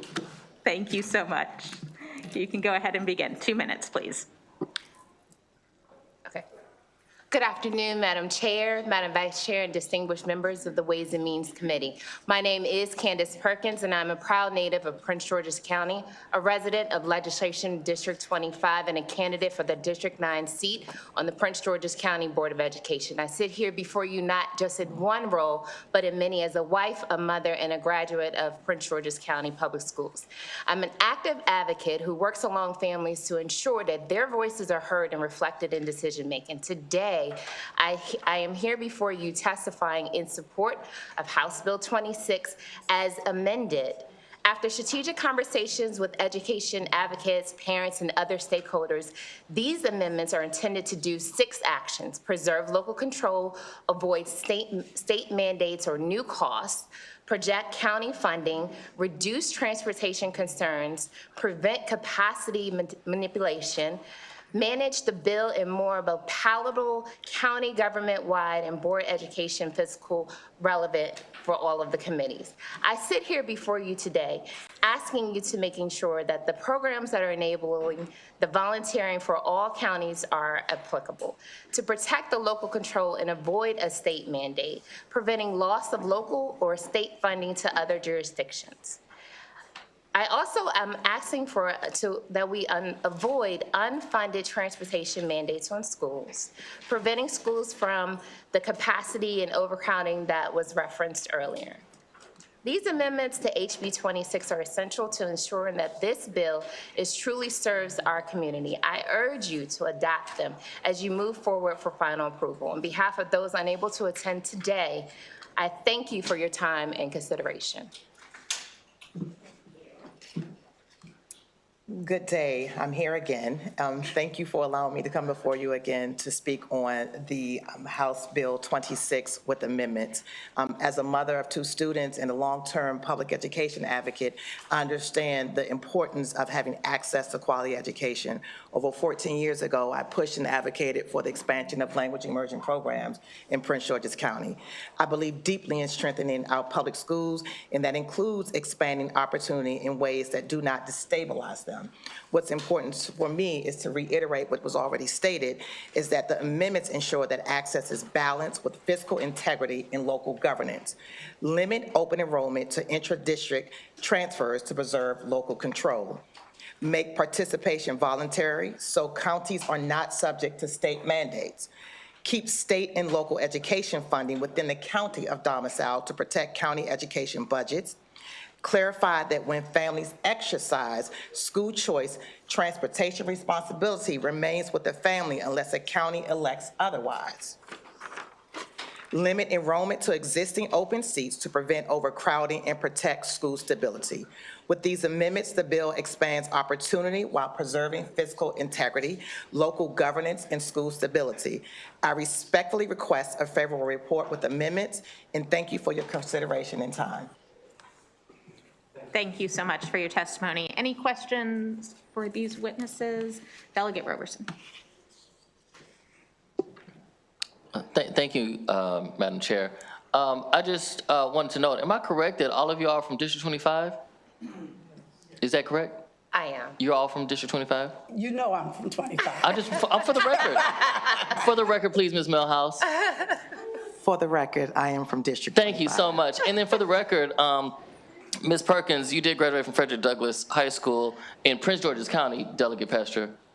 Yes, sir. That's right. A year before you. A year Yes, before sir. me, that's Yes, right, sir. that's right. Thank you. I just want to make sure for the record, we understand And what I'm greatness comes out of Prince George's County, Delegate Yes. Pastor. Thank you so And I'm much, actually the Delegate. PTA. Thank you, Delegate Feldmark. Well, I am grateful, Delegate, for making sure that the committee members and the record are appropriately enlightened. So am I. Thank you all. Thank you. Thank you. Thank you for your testimony. And we do have one more virtual witness with us, so please go ahead when you're ready. 2 minutes. Okay, thank you. Good afternoon, Chair, Vice Chair, and members of the Maryland House Ways and Means Committee. Thank you for the opportunity to testify today in support of House Bill 26. My name is Samoy Mainda, and I am a board member of Parents for School Options. I am the wife of a pastor, a community organizer, and most importantly, I am a mother of 3, 2 who are virtual students and 1 who attends a traditional public school. Because of that, I see education from multiple perspectives every single day. Everything I do, every room I walk into, and every testimony I give is rooted in my faith, my family, and my deep belief that every child deserves the chance to succeed. Like every parent, I want my children in schools where they are safe, where they are seen, and where they are able to thrive. But today, I am not here as a mom. I am here as an aunt. My sister lives in Prince George's County. She works hard, sacrifices, she does everything she's supposed to do, and yet every single month she struggles to pay for private school. Not because she wants to leave public education, but because her son's assigned public school cannot meet his needs. She did not make that choice out of convenience. She made it out of necessity. And no parent should ever have to carry that burden alone. House Bill 26 would give families like hers something something they do not have right now. Hope, access, and fairness. Because right now, where a child lives too often determines the opportunities they receive. And we all know who that impacts the most. It impacts families who are already doing everything they can. It impacts Black families. It impacts low-income families. It impacts children. Oh, is that? If you can just wrap up your final sentence there. Okay, deserve access to opportunity. House Bill 26 strengthens public education by removing barriers within the public system. It gives families options without forcing them to move, without forcing them to drain their savings, and without forcing them to leave their children in schools that are not working for them. This matters for children who are facing bullying. It matters to children who don't feel safe, for children whose learning needs are not met, and it matters for children who simply deserve the chance to thrive. This bill does not weaken public education, it strengthens it. It ensures that public education works for children, not the other way around. Because then a system is not serving children well, we have a responsibility to act, not later, but now. Thank you so much you. for considering Thank you. House Bill 26 and doing what is right. Thank you so much. Thank you. Thank you. Any questions for this final witness? Okay, seeing none, that concludes our hearing on House Bill 26. Next up, House Bill 73, Delegate Tolles.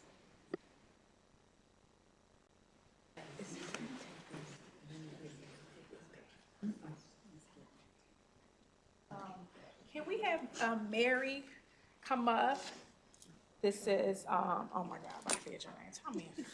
Tara Stewart. Oh my God, she's Prince George's. That's how her day has been. And Madam Chair, I don't know who else you have as witnesses that are oral. That's in favor. I don't want anybody that's Yes, not in just favor. Tara and Mary. Okay, thank you so much. This is an oldie but goodie, right? Thank you, Madam Chair, regarding HB 73. I believe Chair Wilkins and Ms. Hartman did allow for a video to be sent around. I hope you all had an opportunity to review it. But you all know this is, well, let me back up, if it's okay, just I have some sisters in the audience that came back in just to hear this very important bill for my chapter of Alpha Kappa Alpha Sorority Incorporated, Iota Gamma Omega chapter, Prince George's County. So just wave. They are here, and many of them are educators, are here to hear this bill and are in support of it. And so you all know this bill is so critically important. HB 73, water safety and swimming course. You've heard me bring in some young people, some babies, some high school students. You've seen it. You've seen Coach from Howard University. But today, again, I think this is the third or fourth time. I'm just really speaking from the heart. And so this is about saving lives for Black kids, for brown kids, for autistic kids, other kids with disabilities, and all children in Maryland who cannot swim. I come here year after year and ask this committee to fight for these children. Last year, Subcommittee Chair Ebersol, thank you so much for working to get it out of your subcommittee. I know you're going to do it again this year. And it got stalled in the Senate. But this time we want the full kit and caboodle over the finish line, everything, okay? But we'll talk about that.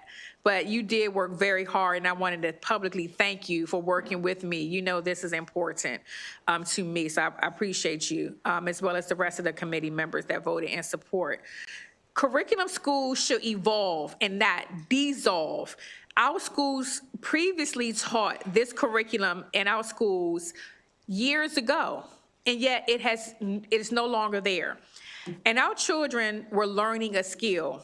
Every child can't afford private lessons because it's cost prohibitive, or they can't get to a pool for lack of access. That hurts Black and brown children. And you heard me talk about the historical meaning behind this bill, so I won't, bore you with those details. I, want to thank the Michael Phelps Foundation, who has a letter of support, but I just want to read one thing publicly that they indicated. And again, I encourage you to watch the video, because the video is about Ravens players who are athletes that do not know how to swim. Black players that asked Michael Phelps to teach them how to swim. Only 6 minutes. Please review it, because it shows you that even at the highest level of your athletic ability, you still do not know how to swim. And that's an issue, a generational issue. And that's why I wanted you all to see that video. This year, they are in support of this bill because we know that through water safety, through evidence-based programming, it helps young people build lifelong skills and physical and emotional well-being. And they have put this program in schools throughout Baltimore County. Maryland residents want skills taught in our schools Colleagues, we are elected to work in partnership with our educational system to make decisions. And we all have done that, whether it's determining what type of books belong in our schools. You know, there was an effort to eliminate certain books. We changed that. We looked at technical education, the arts, home economics was taught in school. We have evolved, and we need to do that for this bill as well. This General Assembly found it necessary as a matter of safety to have curriculum around human trafficking to protect our students, especially young girls. Are Black and brown kids and autistic kids and kids with various other disabilities who gravitate toward water not worthy of saving? Are they not worth protecting? It will cost very little to implement, but reap the highest benefits. The Educational Association should not stop this progress. Instead, find a way to work collectively together. Work with the members of the General Assembly to ensure that HB 73 can be a state law. Not one person or organization should monopolize that space. And, you know, I want to just highlight, and I'm closing down, Madam Chair. I have a bunch of papers here, but I do want to highlight this. It's interesting. It says that just one of these school systems organizations, I won't name who they are, but you have the letter, says, this bill, they oppose this bill, and it's not based on the merits of teaching water safety, so they agree we should teach water safety, but they in opposition to statutorily mandating content and curriculum standards. If we kept content and curriculum standards the same way, you would not have integration in schools. Again, we have to involve. One organization should not dictate what it should be as a curriculum. Our community elected us to come here and do the hard work, and this committee is all about education. Let's evolve. Let's not let one person decide how we educate and provide a life-saving skill to our children. With that, I would turn it over to Tara Stewart, who's been doing this work in Prince George's County for a number of years, and then over to Miss Mary here. I don't want to mess your last name up. She'll tell you I'm gonna mess it up. But she's been a wonderful partner of mine, and has been doing this work with children in Washington, D.C. And she's a Maryland resident. So with that, Madam Chair, thank you so much for your indulgence, and I'll turn it over to you. Thank you. Good afternoon, Madam Chair, Vice Chair, and committee members. My name is Tara Eggleston Stewart, Deputy Director with the Maryland National Capital Park and Planning Commission's Department of Parks and Recreation in Prince George's County. We are here today in support of House Bill 73, requiring the State Board of Education to develop curriculum content standards for a course on water safety and swimming for public school students in kindergarten through 8th grade. Making water safety information and swimming lessons accessible to children can save their lives, especially for minority children who are at most risk of drowning and water-related injuries. Fatal drowning is a leading cause of death for children in the United States. For children 5 to 14 years old, the same age range of children proposed to be served by this bill, drowning is the second leading cause of unintentional injury death behind motor vehicle accidents. African American children, ages 5 to 19, drown in swimming pools at rates 5.5 times greater than Caucasian children of the same age. In Prince George's County, MNC PPC has successfully served over 22,000 students in our Make a Splash in School program since 2011. Through this program, the Department of Parks and Recreation provides free water safety education and in-water introductory swim lessons for second grade students at select Prince George's County public schools, primarily our Title I schools. It's important to note that water safety education does not have to take place at a swimming pool.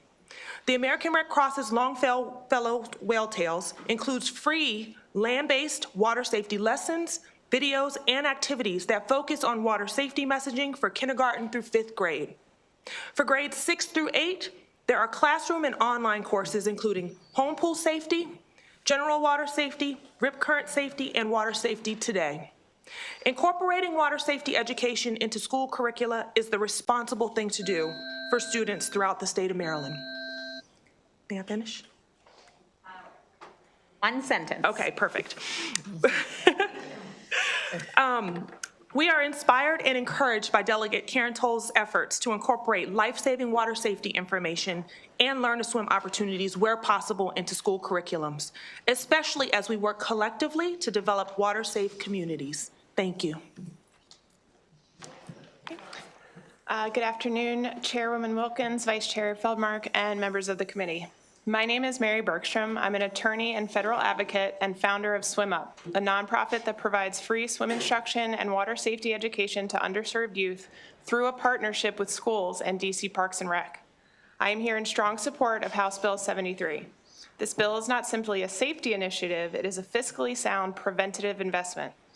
Drowning remains one of the leading causes of accidental death among children, with higher rates among children of color. The economic cost of a single drowning, including emergency response, hospitalization, and long-term medical care, can reach into the millions. Prevention is significantly less expensive than response. House Bill 73 leverages infrastructure we already have. Many Maryland public schools already partner with community pools, recreation centers, and local swim providers. This bill does not require Olympic-level facilities or competitive programming. It requires foundational water safety education, which can be implemented through partnerships, phased curriculum integration, and existing community resources. I'm already doing it in DC. This makes the bill scalable and replicable across counties, including those without on-site school pools. From a taxpayer perspective, this is a preventative public health policy. Just as we teach fire and safety and health education, water safety reduces risks before a crisis occurs. There's also a workforce dimension. When children learn to swim early, they become eligible for lifeguarding certification, swim instruction, and aquatic employment as teenagers. Lifeguards are in short supply nationwide. These are well-paying, flexible jobs that often serve as a young person's first entry into the workforce. By embedding water safety education in schools, Maryland is not only reducing risk, it is creating a pipeline to employment in recreation, public safety, and community health sectors. Through my work with Swim Up, I see how cost is the primary barrier. Private lessons can cost between $50 and $100 per session. Families want this education, but many cannot access it. There's an equity component here that cannot be ignored. Children from low-income households and communities of color are significantly less likely to have access to swim instruction, not because families do not value it, but because lessons are expensive and also often inaccessible. I respectfully urge a favorable report. Thank you. Thank you so much to this panel. Thank you, Delegate, for this bill. Thank you. And we do have a question from Delegate Ebersol. Thank you so much, Madam Chair. Two, if I may, different areas. First of all, you talk about not needing a pool, but you have in your bill that ways to suggest to provide access to, and I'm going to quote, necessary water and swimming facilities. And so is that what you envision? There has to be access to water for this course? First, before I answer your question, I also want to say hello to Madam Chair, and some of your sisters are here waving to you. Wanted to come and see you in action as our sister. We can't say the other word, but you know, our sister here leading the committee this year as the new chair. So definitely they wanted to say hello to Mr. Subcommittee Chair, who probably knows the answer to this already because you have been helping with this as well, is that is what I envision. And they have done that successfully in Prince George's County and Charles County and Arundel County, where they would go to a facility that they work out through that school system. But you've heard testimony, you know, where they have evolved to looking at videos and some locations. I know one school in particular in Delegate Roberson's in our district have a splash park. So really that's up to the school system. Yes, that is what I envision, but I am also open to the school system figuring out how they would, you know, make that happen. Okay. But yes. Thanks. And I'm sorry, because I want them to get in the water, know what it feels, don't be fearful, that type of thing. I understand. Thank you. Thank you. The other question is, you do say a course. Do you have a vision? Is it a 6-week course? Is it a half-year course? Is it a full-year course in phys ed in swimming? I would say it's 2 weeks, 1 week for water safety and 1 week for the swimming component, or a couple days. But I'm going to allow these two lovely ladies, because they've done it, to tell you what that means. Well, that's okay. I want to get it right. If it's okay, if that's right about a time, then I would just ask if do you see it as being embedded in another course somewhere? Yeah. Well, we see the water safety education being embedded into a health education course or also in a physical education course. If you're using a curriculum such as the American Red Cross's Longfellow Whale Tales, they do have information that aligns those lessons with the national health education curriculum so that, you know, educators would know how it relates. Impact on the other curriculum and impact on this, on instructional time. And so sounds like you're talking about something about 2 weeks long. Yeah. That would be embedded as part of maybe a health course or a phys ed course. Is that, do I have that right?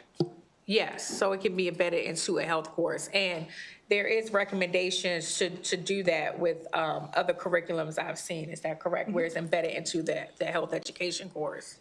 Okay, thank you. Thank you, Mr. Chair. Any other questions for this panel of witnesses? All right. She wants some more questions. Anyone? Last bite of the apple.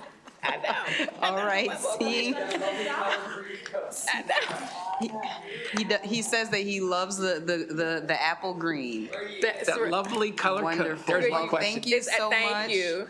Thank Madam you, Chair, got it right. Delegate, for your two bills, and hearing no other questions on House Bill 73.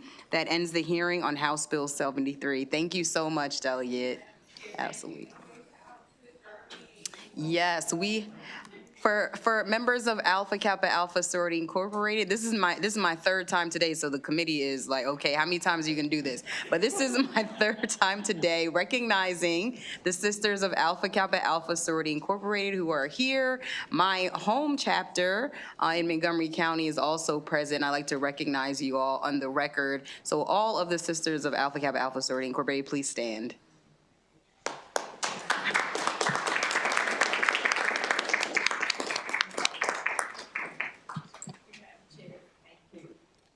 Thank you so much for being here, and thank you, colleagues, for being welcoming. Our next bill is House Bill 748, Delegate Maricoon North. Madam Chair, if I may defer to Delegate Forbes. I think she's been here. I'm happy to. Sure. Yeah, I don't mind. I'll be here. I I'm know just she's been going by waiting. the list order. I understand. Delegate Forbes, House Bill 943, State Board of Education Financial Literacy.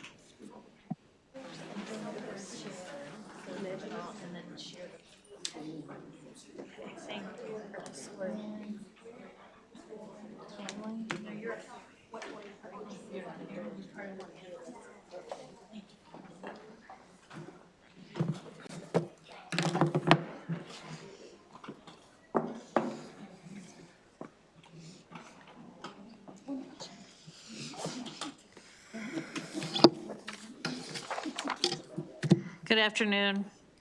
Chair Wilkins, Vice Chair Feldmark, members of the Ways and Means Committee. I'm Delegate Kathy Forbes, and I appreciate the opportunity to provide testimony in support of HB 943.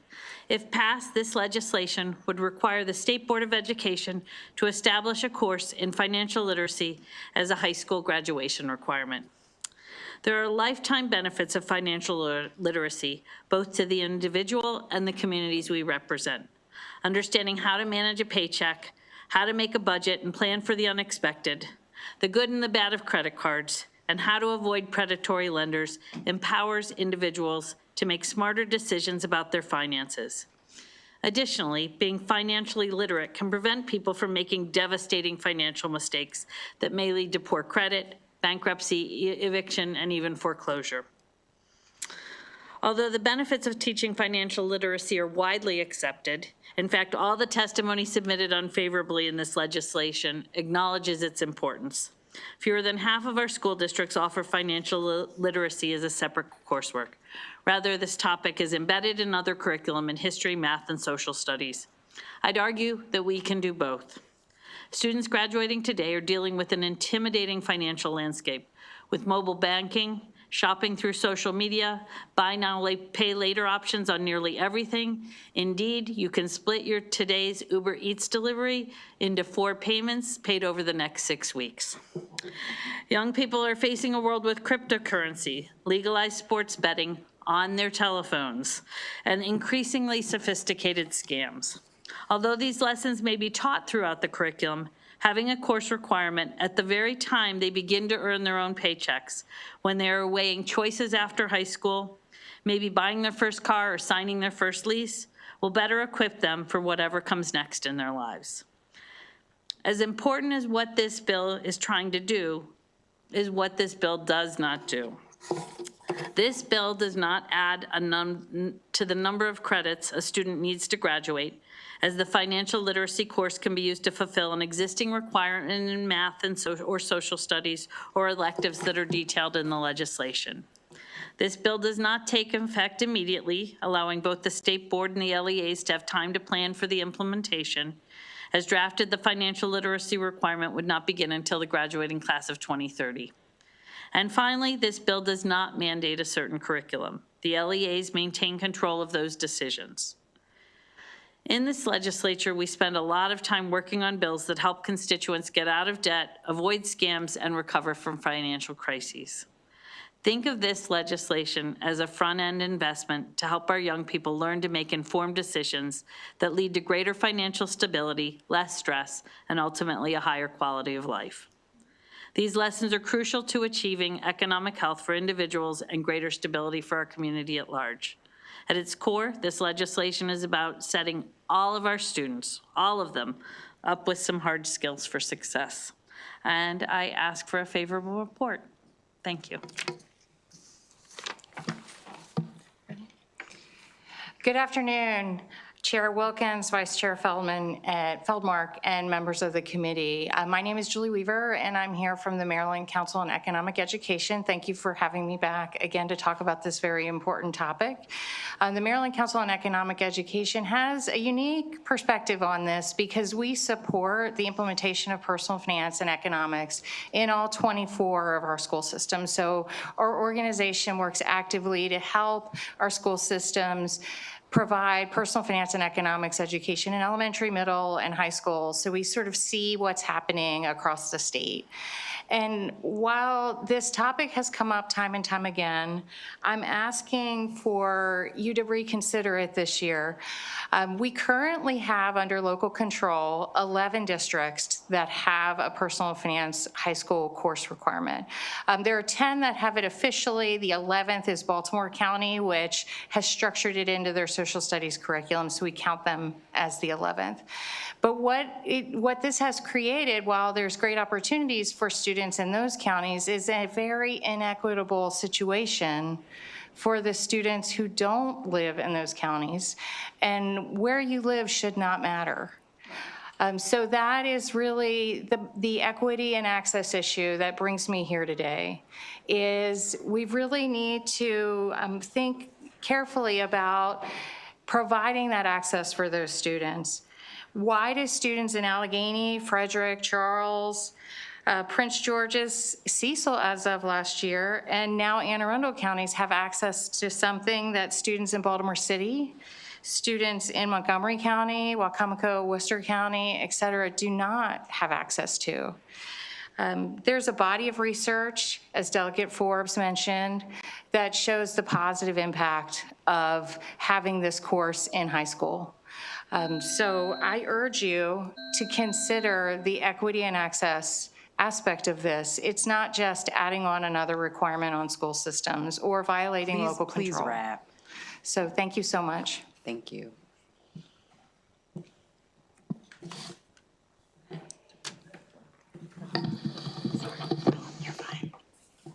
Chair Wilkins, committee members, my name is Yaneli Espinal. I'm the director at Next Gen Personal Finance, called NGPF for short. We're a national public charity that provides free personal finance curriculum and free teacher professional development workshops. So to be clear, we are not a vendor. We are an endowment-funded not-for-profit, and everything that we offer to schools is at no cost. I'm a former classroom teacher who joined NGPF full-time in 2018. In that year, there were only 5 states that required a personal finance course for high school graduation. Today, 30 states do. Few education issues have moved this quickly across the country. And with Maryland legalizing sports betting and the explosion of fintech apps and online scams, this course is more important now than ever before. House Bill 943 would make Maryland the 31st state to guarantee every single student access to this course. And it's one of the strongest bills that we've seen across the nation because it protects local control. Districts choose their curriculum. They decide which teachers get to teach this course, and they determine which graduation credits the course will count towards. Just as important, this bill can have little to no fiscal impact. In the 30 states I mentioned with similar laws, only one carried a fiscal no, because schools don't need to spend money creating new curriculum or buying new programs. Free, high-quality, standards-aligned curriculum already exists from providers like Junior Achievement, Khan Academy, NGPF, and many others, as well as public institutions like the FDIC and the Federal Reserve. So free professional development for teachers is also available as well. Today, 88% of students in Maryland attend a high school that either requires the course already or offers it as an elective. So we're not going from 0 to 100 here. This bill is not about reinventing the wheel. It's about closing that gap and ensuring every single student, no matter what their zip code is, has guaranteed access to this course with consistent statewide expectations. All students deserve to learn how to budget, how to use credit wisely, understand loans and interest rates, avoid scams, and navigate the real financial choices that they're gonna make every single day for the rest of their lives. So I urge you to support HB 943, and I'm happy to take any questions. And Madam Chair, if I may, the students to my left approached me last summer about this bill, and that's why I'm here today. Good afternoon, Chair Wilkins, Vice Chair Feldmark, and honorable members of the committee. My name is Siddharth Karagaudra, and I'm an 11th grade student at River Hill High School located in Howard County. Today, I'm here to discuss financial literacy, an essential skill that translates to every stage of life and lays the groundwork for a successful future. Financial literacy covers a wide range of topics, from how to pay taxes to practicing sustainable saving for retirement funds. However, a topic as important as financial literacy seems to be extremely undervalued throughout the state of Maryland. Throughout my tenure as a student in Howard County Public Schools, I have always felt that financial literacy was never adequately explained to me and my fellow peers. And when it was taught at the very end of the school year, where the majority of students, and even the teacher in some instances, were checked out. It is not fair to students and young adults that they are given a lack of resources or incentive to learn about a skill that is equally as important as more traditional courses taken in a school year. House Bill 943 works to ameliorate this gap in knowledge by requiring a standalone financial literacy course to be taken prior to graduation. It has been a pleasure to work with Delegate Forbes on conceptualizing this piece of legislation and offering amendments because it gives a voice to a plethora of students seeking change in the curriculum. As a student advocate, I've had discussions with various student groups throughout our state, and we all come to consensus in the fact that better financial education is a necessity moving forward. This bill is a significant milestone to achieving the goal and fostering additional knowledge. Ultimately, a shift in mindset is pivotal in a complex time of our nation's economy. Young individuals deserve proper training for the unexpected troubles that arise in our future. And with that being said, I strongly encourage you to vote in favor of House Bill 943. Thank you.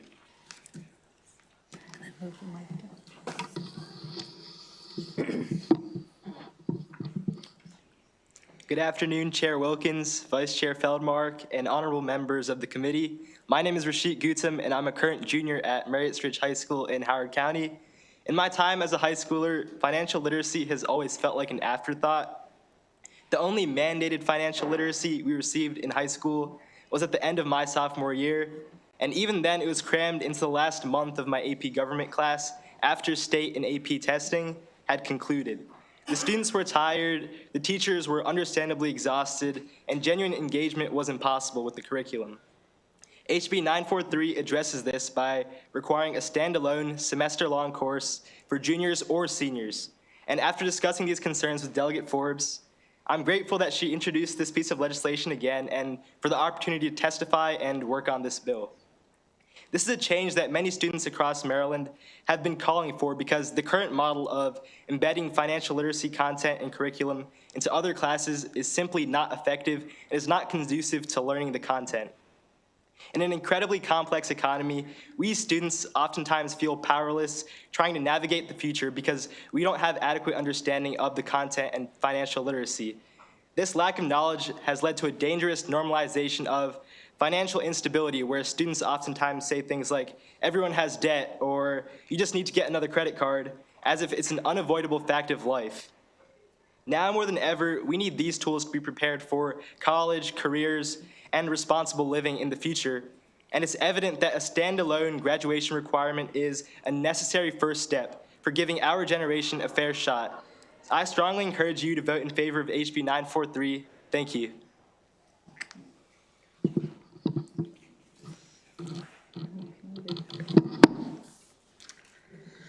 Good afternoon, Chair Wilkins, Vice Chair Feldmark, and honorable members of the committee. My name is Drew Doberia, and I'm a junior at River Hill High School. And today I'm here in strong support of House Bill 943. As students, we're told that high school is meant to prepare us for the real world, but it fails to adequately teach us a key life skill, financial literacy. In my months of reading scientific articles, analyzing data, and discussing my ideas with experts, I realized that academia has a consensus. The future of America is in its youth, and financial literacy is essential to building the country we pride ourselves in living in. Evidence has highlighted this lack of financial literacy. Most importantly, the TIAA Institute and the Global Financial Literacy Excellence Center found that Gen Z scored only 38% on their personal finance test. This was the lowest out of all generations surveyed. This so illuminating problem still has a lack of structure to solve it. However, how does this affect me and the students across the state? Well, as mentioned earlier, I'm a junior, and like many other students, college is on the horizon. And many of us will be going to new cities, new states, and meeting new people. We'll have to adjust and really learn how to be fully financially independent. Passing this bill means fewer students entering adulthood unprepared, fewer families facing preventable financial hardships, and a stronger, more informed generation of students. I respectfully urge for a favorable report on House Bill 943. Thank you for your time and consideration. Thank you so much, an excellent job. The students who are here, we're very proud of you. Let's give them a round of applause.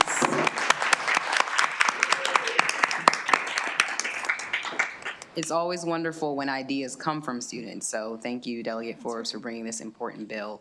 I see that we do have a question from Delegate Pastor. Thank you, Madam Chair. What have you been told are some of the, what are some of the articulated reasons for why we don't have financial literacy? Because it's so easy to implement. So what are you told in the system? That it isn't a decision of the legislature, it's a decision of the State Board of Education, and they haven't made it a priority. And they what? They have not made it a priority. And what do they say is the reason? Honestly, the unofficial answer that we hear a lot, you'll also see it in your opposition letters, is local control. You know, that each local school system should decide what their students should be taught and what their graduation requirements are. So it is a local control question, I think, most of the time. Would you agree? Yeah. Right. Thank you, Delegate. Delegate Roberson.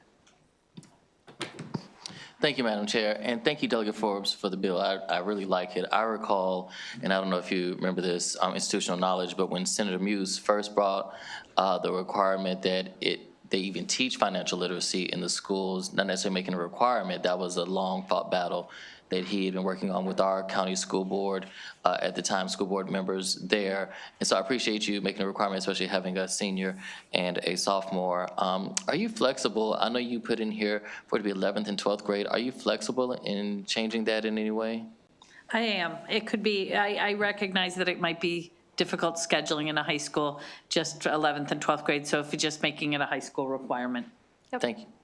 Thank you. And then my question is for the young lady from NGPF. Is that the location that's also in Prince George's County that the students all have to go to in, what is it, middle school? It's not a location specifically, but we do have a partnership with Prince George's County where we get them a grant funding, give them a certain amount of grant funding to help them with a district level position to hire a district level staff member who could support teachers and help them attend trainings and be aware of what's available to them for free curriculum, teacher professional development, and help them plan out a course to ensure that they have enough hours of training so they feel confident to teach the course.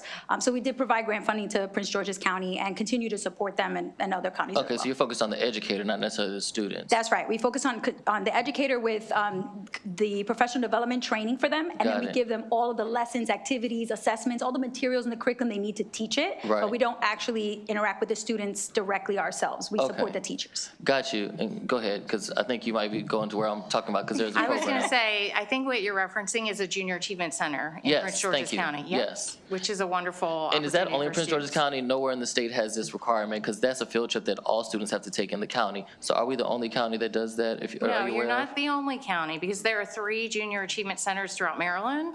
So they are utilized by different school systems, but they're not utilized by every school system. Do you recall the other two? There is one on the Eastern Shore, and there's one right outside Baltimore City. Okay, wonderful. I'm getting ahead of you. I'm getting ahead of you. Right outside Baltimore It is, City. excuse me, he's not on mic, but he said it's in Baltimore County. Yes. So just for those that are watching at home. But no, I appreciate that. And that, you said that is a requirement for all 3 of those jurisdictions?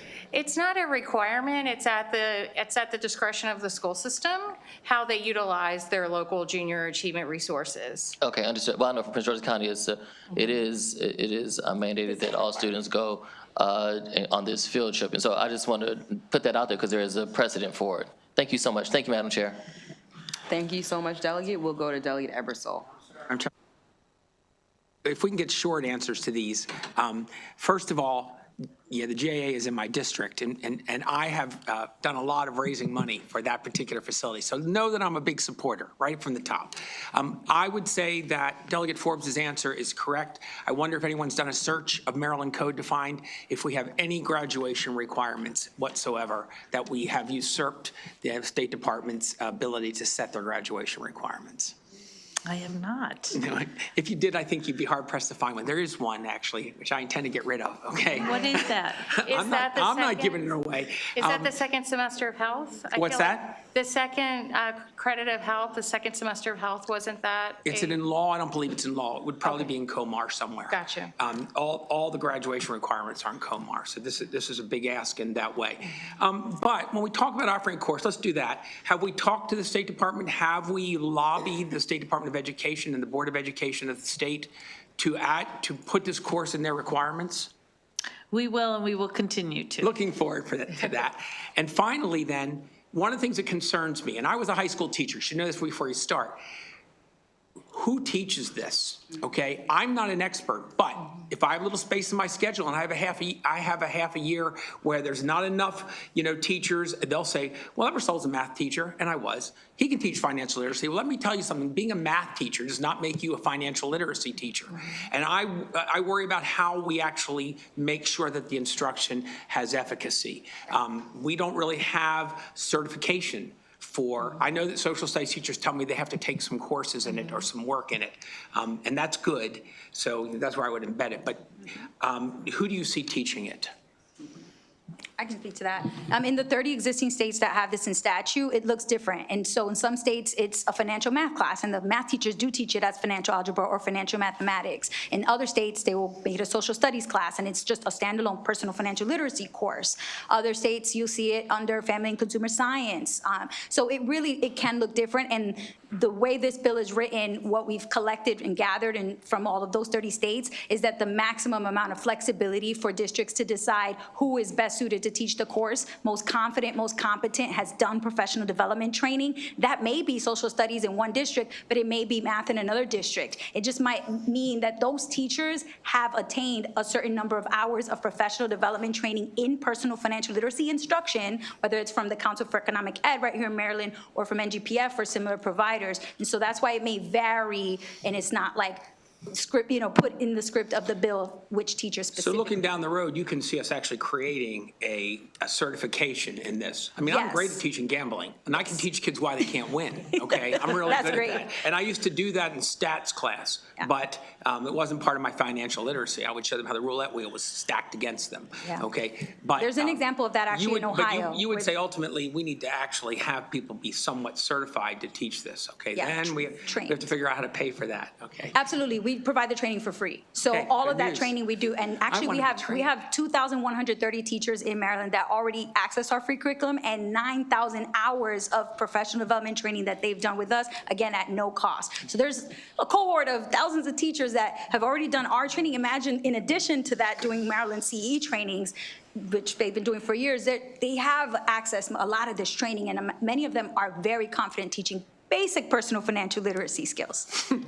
I wouldn't want to comment on it. Thank you, Madam Chair. I'll just add on very quickly from our perspective working throughout the state. 100% correct. In Montgomery County, it's in social studies. In Harford County, it's in CTE. It really depends on where the ownership is assigned within a county. The Maryland Council provides professional development for teachers, and we've actually had conversations with MSDE that we'd like to continue moving forward around providing a credentialing program that's focused on the Maryland education standards that would accompany this requirement being implemented at some point by hopefully 2030. I'm more than willing to help you with that pressure, okay? Good. Okay. Thank you, Delegate Eversole. Delegate Miller. Thank you, Madam Chair. And thank you, Delegate, for bringing the bill. One of the questions I have is, you intend this to be a half-credit course?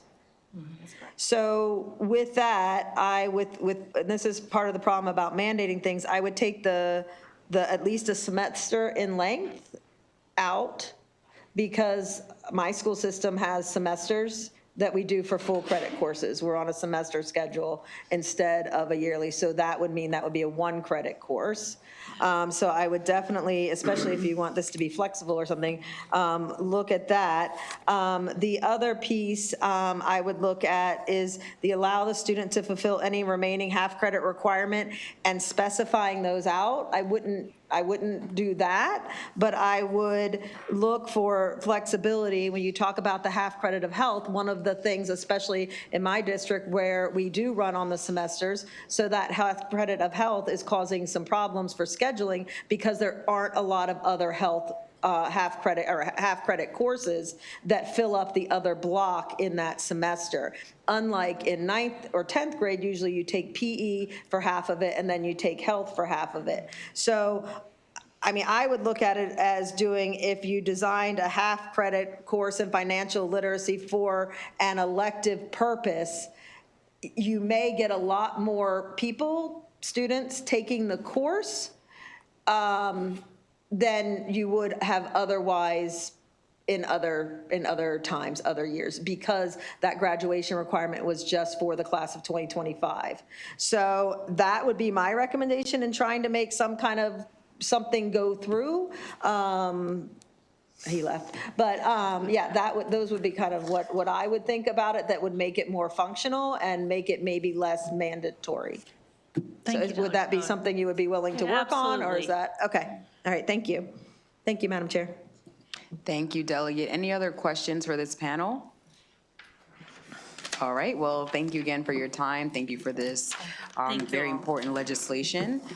This panel of witnesses is excused, and we do have other in-person witnesses on this bill. Markia Brown, Richard Webb, Nazia Osai, and Olivia Takash.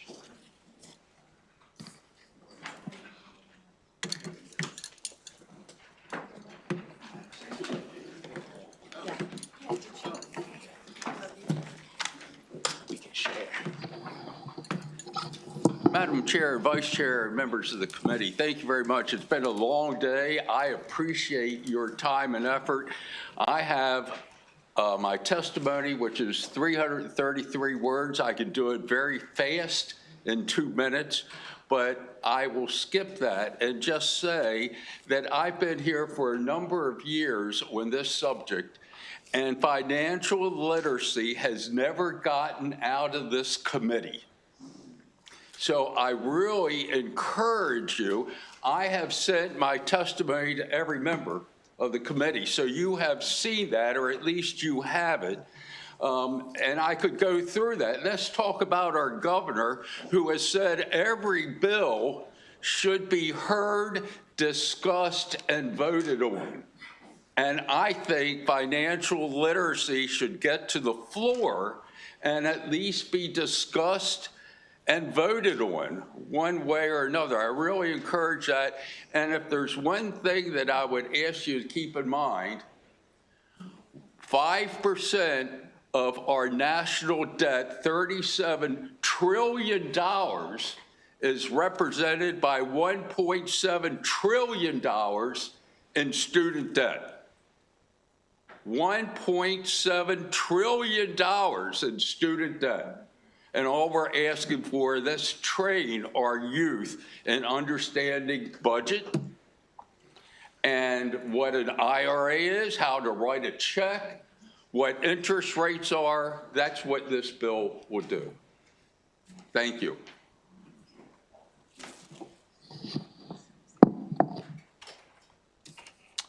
Good afternoon, Chair Wilkins and the committee members. My name is Naziah Osai. I am a proud graduate from Parkdale High School in Prince George's County, and I'm one of the students that took a financial literacy course before it was mandated in the county.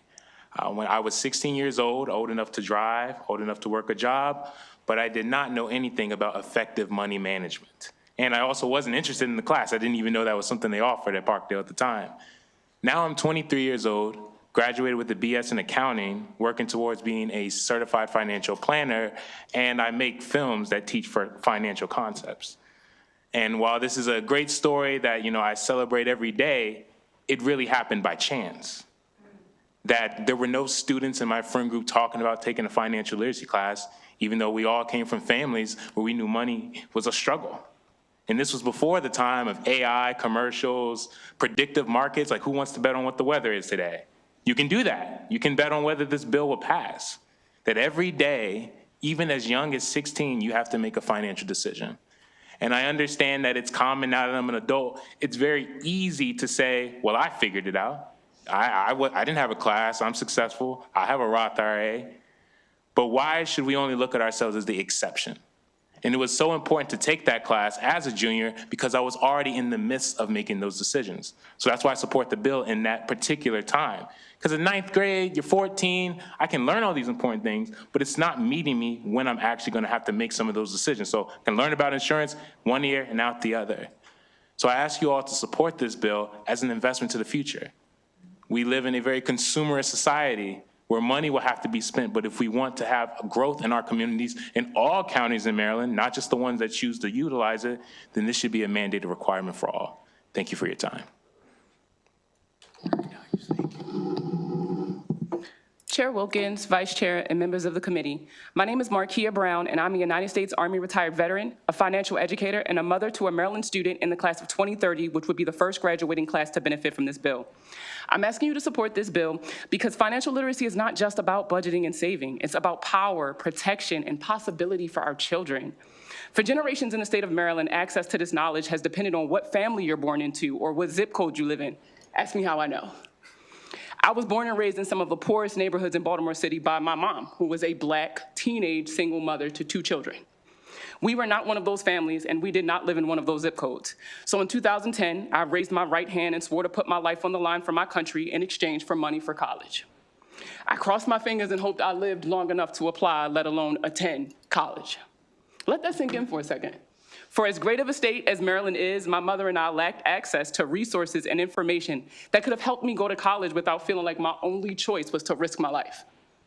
I don't presume to know how much you love your children or grandchildren or nieces and nephews, but I can tell you this. With everything that I endured during my service, I do not want that to be the only path my children see for themselves. This bill gives you the chance to change that story for thousands of Maryland students. It says that regardless of your zip code or how much money your parents make, every child will graduate with the financial knowledge to understand credit, debt, college costs, and how to build a safer, more stable future. My skin in the game is my past, my children's future, and the families that I serve every day across the entire state of Maryland who are still paying the price for what they were never taught. I'm asking you, not just as a veteran, not just as a financial educator, but as a mother, to vote yes on this bill and make financial literacy a guaranteed life skill for every Maryland student. Thank you for your time and consideration. Good Good afternoon, Chair, Vice Chair, and members of the committee. My name is Olivia Takash. I'm a junior at Broadneck High School in Anne Arundel County. As a student preparing for college, I am researching tuition costs, comparing financial aid, and learning about student loans. Many of my classmates are working part-time jobs and opening bank accounts for the first time. Within a few short years, we will be signing loan agreements, renting apartments, and making financial decisions that can affect us for decades. Yet many students graduate without taking a dedicated course in personal finance. We learn advanced math, science, and history, but too many students leave high school without understanding compound interest, credit scores, taxes, or how debt actually accumulates. A misunderstanding of interest rates at 18 years old can lead to thousands of dollars in avoidable debt. This is also an issue of equity. Not every student grows up in a household where financial literacy is discussed. When financial education is inconsistent, preparation depends on background or zip code. A statewide graduation requirement ensures every Maryland student receives the same essential knowledge before entering adulthood.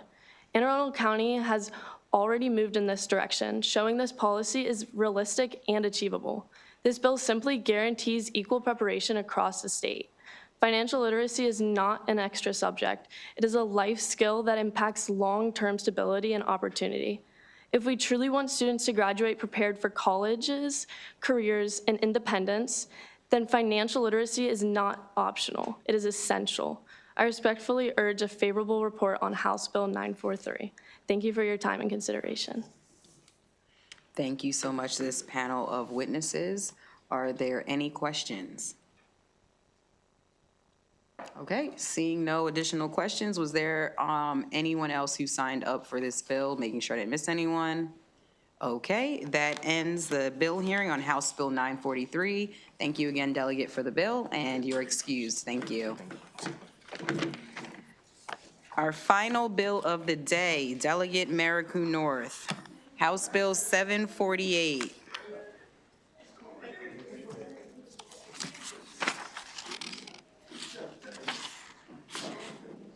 You have a few people signed up on this.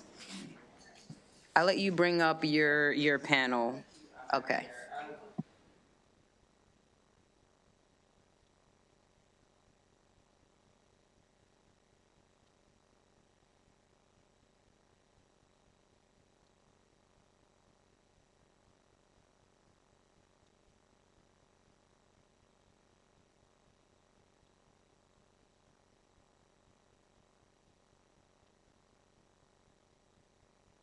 Okay, thank you.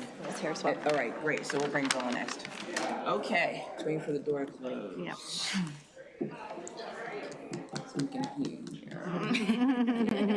Door closed. It's this hard, yeah. It's actually hard to hear. And let me get near a mic. That would help. Okay.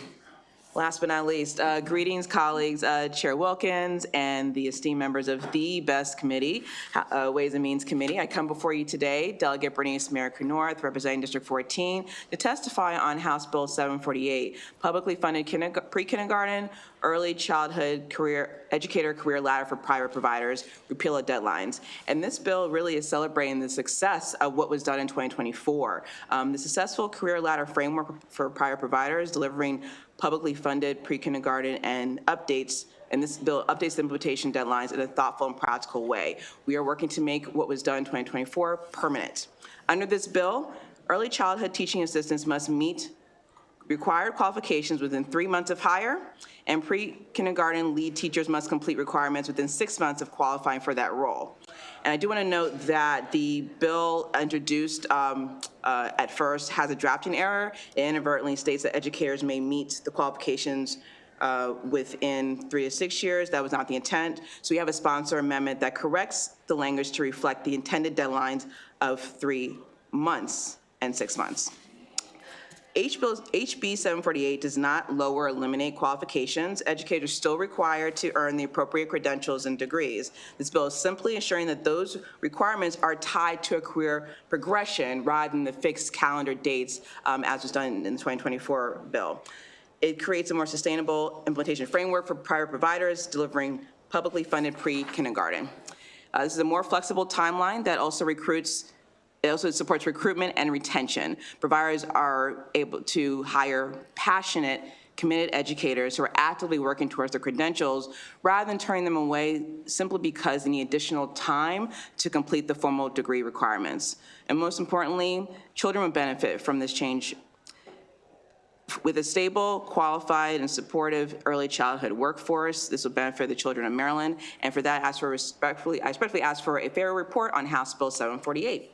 And I'll turn it over to whoever's ready. Okay, All right. Good afternoon, Chair, Vice Chair, members of the esteemed Ways and Means Committee. Thank you for the opportunity to testify, and thank you to Delegate Mercury North for her leadership. For the record, my name is Christina Push, Executive Director and Co-Chair of the Office of Child Care Advisory Council, testifying on behalf of the Maryland State Child Care Association in strong support of House Bill 748. House Bill 748 builds on important work this General Assembly has already done by making early childhood career ladder permanent following House Bill 1441 of 2024, and by creating more flexible pathways for private child care providers.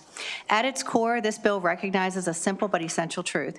We cannot strengthen Maryland's early childhood system without stabilizing and equitably supporting the workforce that makes it possible. Private child care providers across the state continue to face serious hiring and retention challenges. House Bill 748 responds with practical, responsible flexibility, rather than excluding qualified and talented educators because they cannot complete every requirement before the first day on the job. This bill allows them to be hired and complete those requirements within a reasonable time frame. This approach reflects today's workforce reality while maintaining accountability and quality.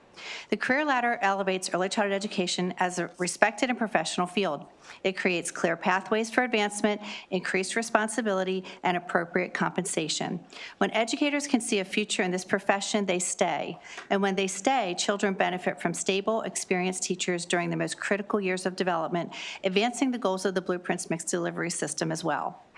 House Bill 748 also supports competency-based pathways, recognizing that educators demonstrate qualifications through education, experience, or a combination of both. This promotes equity, expands access to the profession, and maintains high standards through professional assessment. Maryland's commitment to high-quality pre-kindergarten depends on a diverse, well-prepared, and supported workforce. HB 748 makes that career ladder permanent in law and removes unnecessary barriers while preserving quality and accountability. We respectfully urge a favorable report. Thank you. Okay. Good evening. Ellie Colmers on behalf of SEIU Local 500. We are here in enthusiastic support of this bill. We represent thousands of education professionals across Maryland, including early childhood educators who are on the front lines of preparing our youngest learners for success. We strongly support the intent of the educator career ladder, and came out in support in 2024 when we first passed that bill. This bill takes an important and pragmatic step towards making that vision sustainable by repealing the rigid statutory deadlines and replacing them with timelines that begin when an educator is hired or qualifies at a given level. This bill creates a more realistic and equitable pathway for early childhood educators working in private kindergarten settings. This flexibility is especially important for private providers who are working to meet the rapidly growing demand for publicly funded pre-kindergarten. Maryland's commitment to expanding access depends on recruiting and retaining qualified educators, and practical deadlines risk pushing experienced professionals out of the field at the very moment we need them most. For working families, the stability in the workforce matters. Children thrive in classrooms led by experienced educators who are supported, not rushed out of the profession by inflexible timelines. Providers thrive when they can plan staffing and professional development responsibly, and the state's investment in early childhood education yields stronger returns when the workforce is retained and developed over time. For these reasons, we urge a favorable report on House Bill 748. Thank you. Madam Chair, Madam Vice Chair, members of the Ways and Means Committee, thank you for the opportunity to testify in support of House Bill 748. My name is Randy Albertson, and I'm an early childhood educator, coach, and consultant, and I'm also a state certified teacher. I've taught adult learners for over 25 years, including at Howard Community College and University of Maryland. My students have all been either current teachers or those aspiring to become teachers in early childhood education.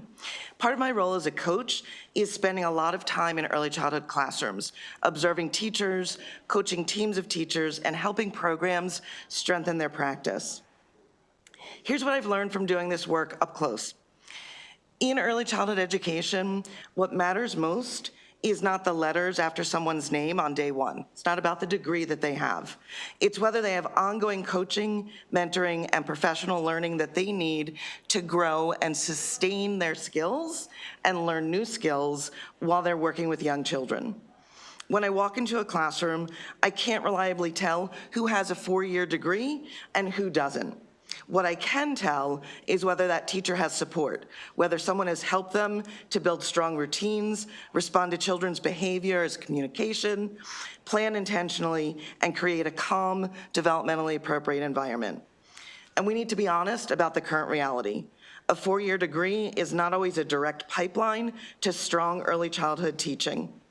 In many programs, a significant portion of those credits in the, with that 4-year degree have nothing to do with child development, classroom practice, or the day-to-day skills that make a difference for 3- and 4-year-olds. House Bill 748 recognizes that what the workforce needs right now. It maintains standards while removing the rigid, arbitrary deadlines and replacing them with reasonable timeframes after hire. If we want quality, we need a career ladder that values growth, clear expectations, meaningful coaching, and real opportunities to advance. I respectfully urge a favorable report on House Bill 748. Thank you. Thank you so much.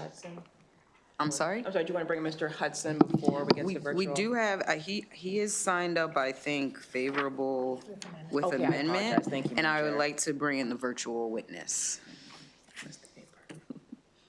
If the person is here, okay. Hi, You can everyone. begin. My name is Ruby Daniels. I'm the president of the Maryland State Family Child Care Association, representing nearly 4,000 family child care providers in Maryland. I'm also a publicly funded pre-K expansion grantee in Howard County and have operated a family child care program for over 30 years. I'm here in support of House Bill 748. Publicly funded pre-K is one of the most important investments we can make in children and working families. In my program, I see firsthand how high-quality pre-K prepares children socially, emotionally, and academically before they enter kindergarten. It gives families stability, especially those who can't afford private tuition.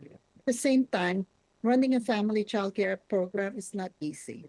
We work long hours, often 10 to 12 hours a day, while managing curriculum, licensing, family communication, and business responsibilities. I personally understand how challenging it is to operate a full-time program and go back to school at the same time. It requires sacrifice, late nights, and strong commitments. House Bill 748 makes the career ladder more realistic and achievable. It repeals rigid calendar deadlines and instead creates individualized timelines based on when an educator is hired or qualifies. It does not lower standards. It allows educators the time they need to meet those standards while continuing to serve children.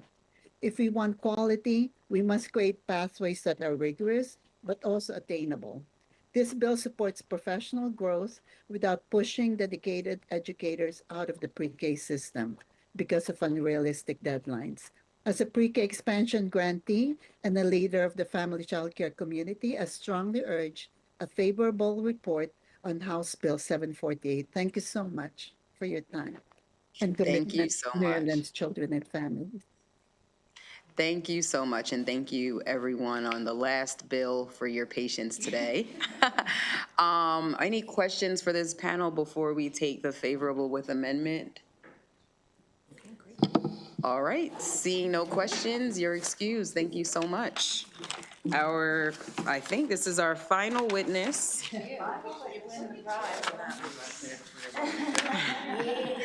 Mr. Bill Hudson.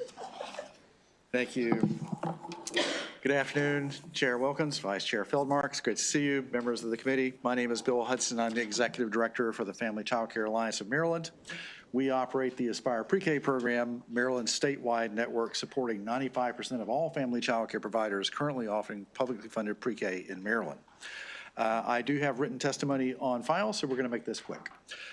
We support House Bill 748 with the favorable amendment, with a targeted amendment.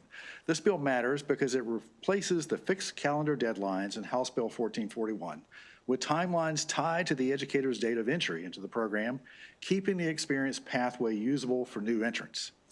Through the legislature, through House Bill 1441, made a deliberate decision to recognize demonstrated experience performance as a valid route to teaching as a lead teacher in a private pre-K practice. That decision is working. In 1 year after 1441, our funded pre-K programs grew from 57 to 98, 72% increase as a direct result of House Bill 1441. Our concern is now that the current bill, as amended, requires a completed associate's degree within 6 months of becoming a lead teacher. In practice, after 2030, that limits eligibility to those educators who are already near degree completion, 1, maybe 2 courses left. Our amendment is simple. Keep the 6-month deadline, but make it a deadline to file an approved degree completion plan with MSDE and allow 4 years to complete the degree. We respectfully ask for a favorable report with that amendment. And thank you for your time, and I'm happy to answer any questions you might have. Thank you so much, and thank you for the amendment and your consideration. Are there any questions for this witness? Okay. Seeing none, that ends the bill hearing on House Bill 748.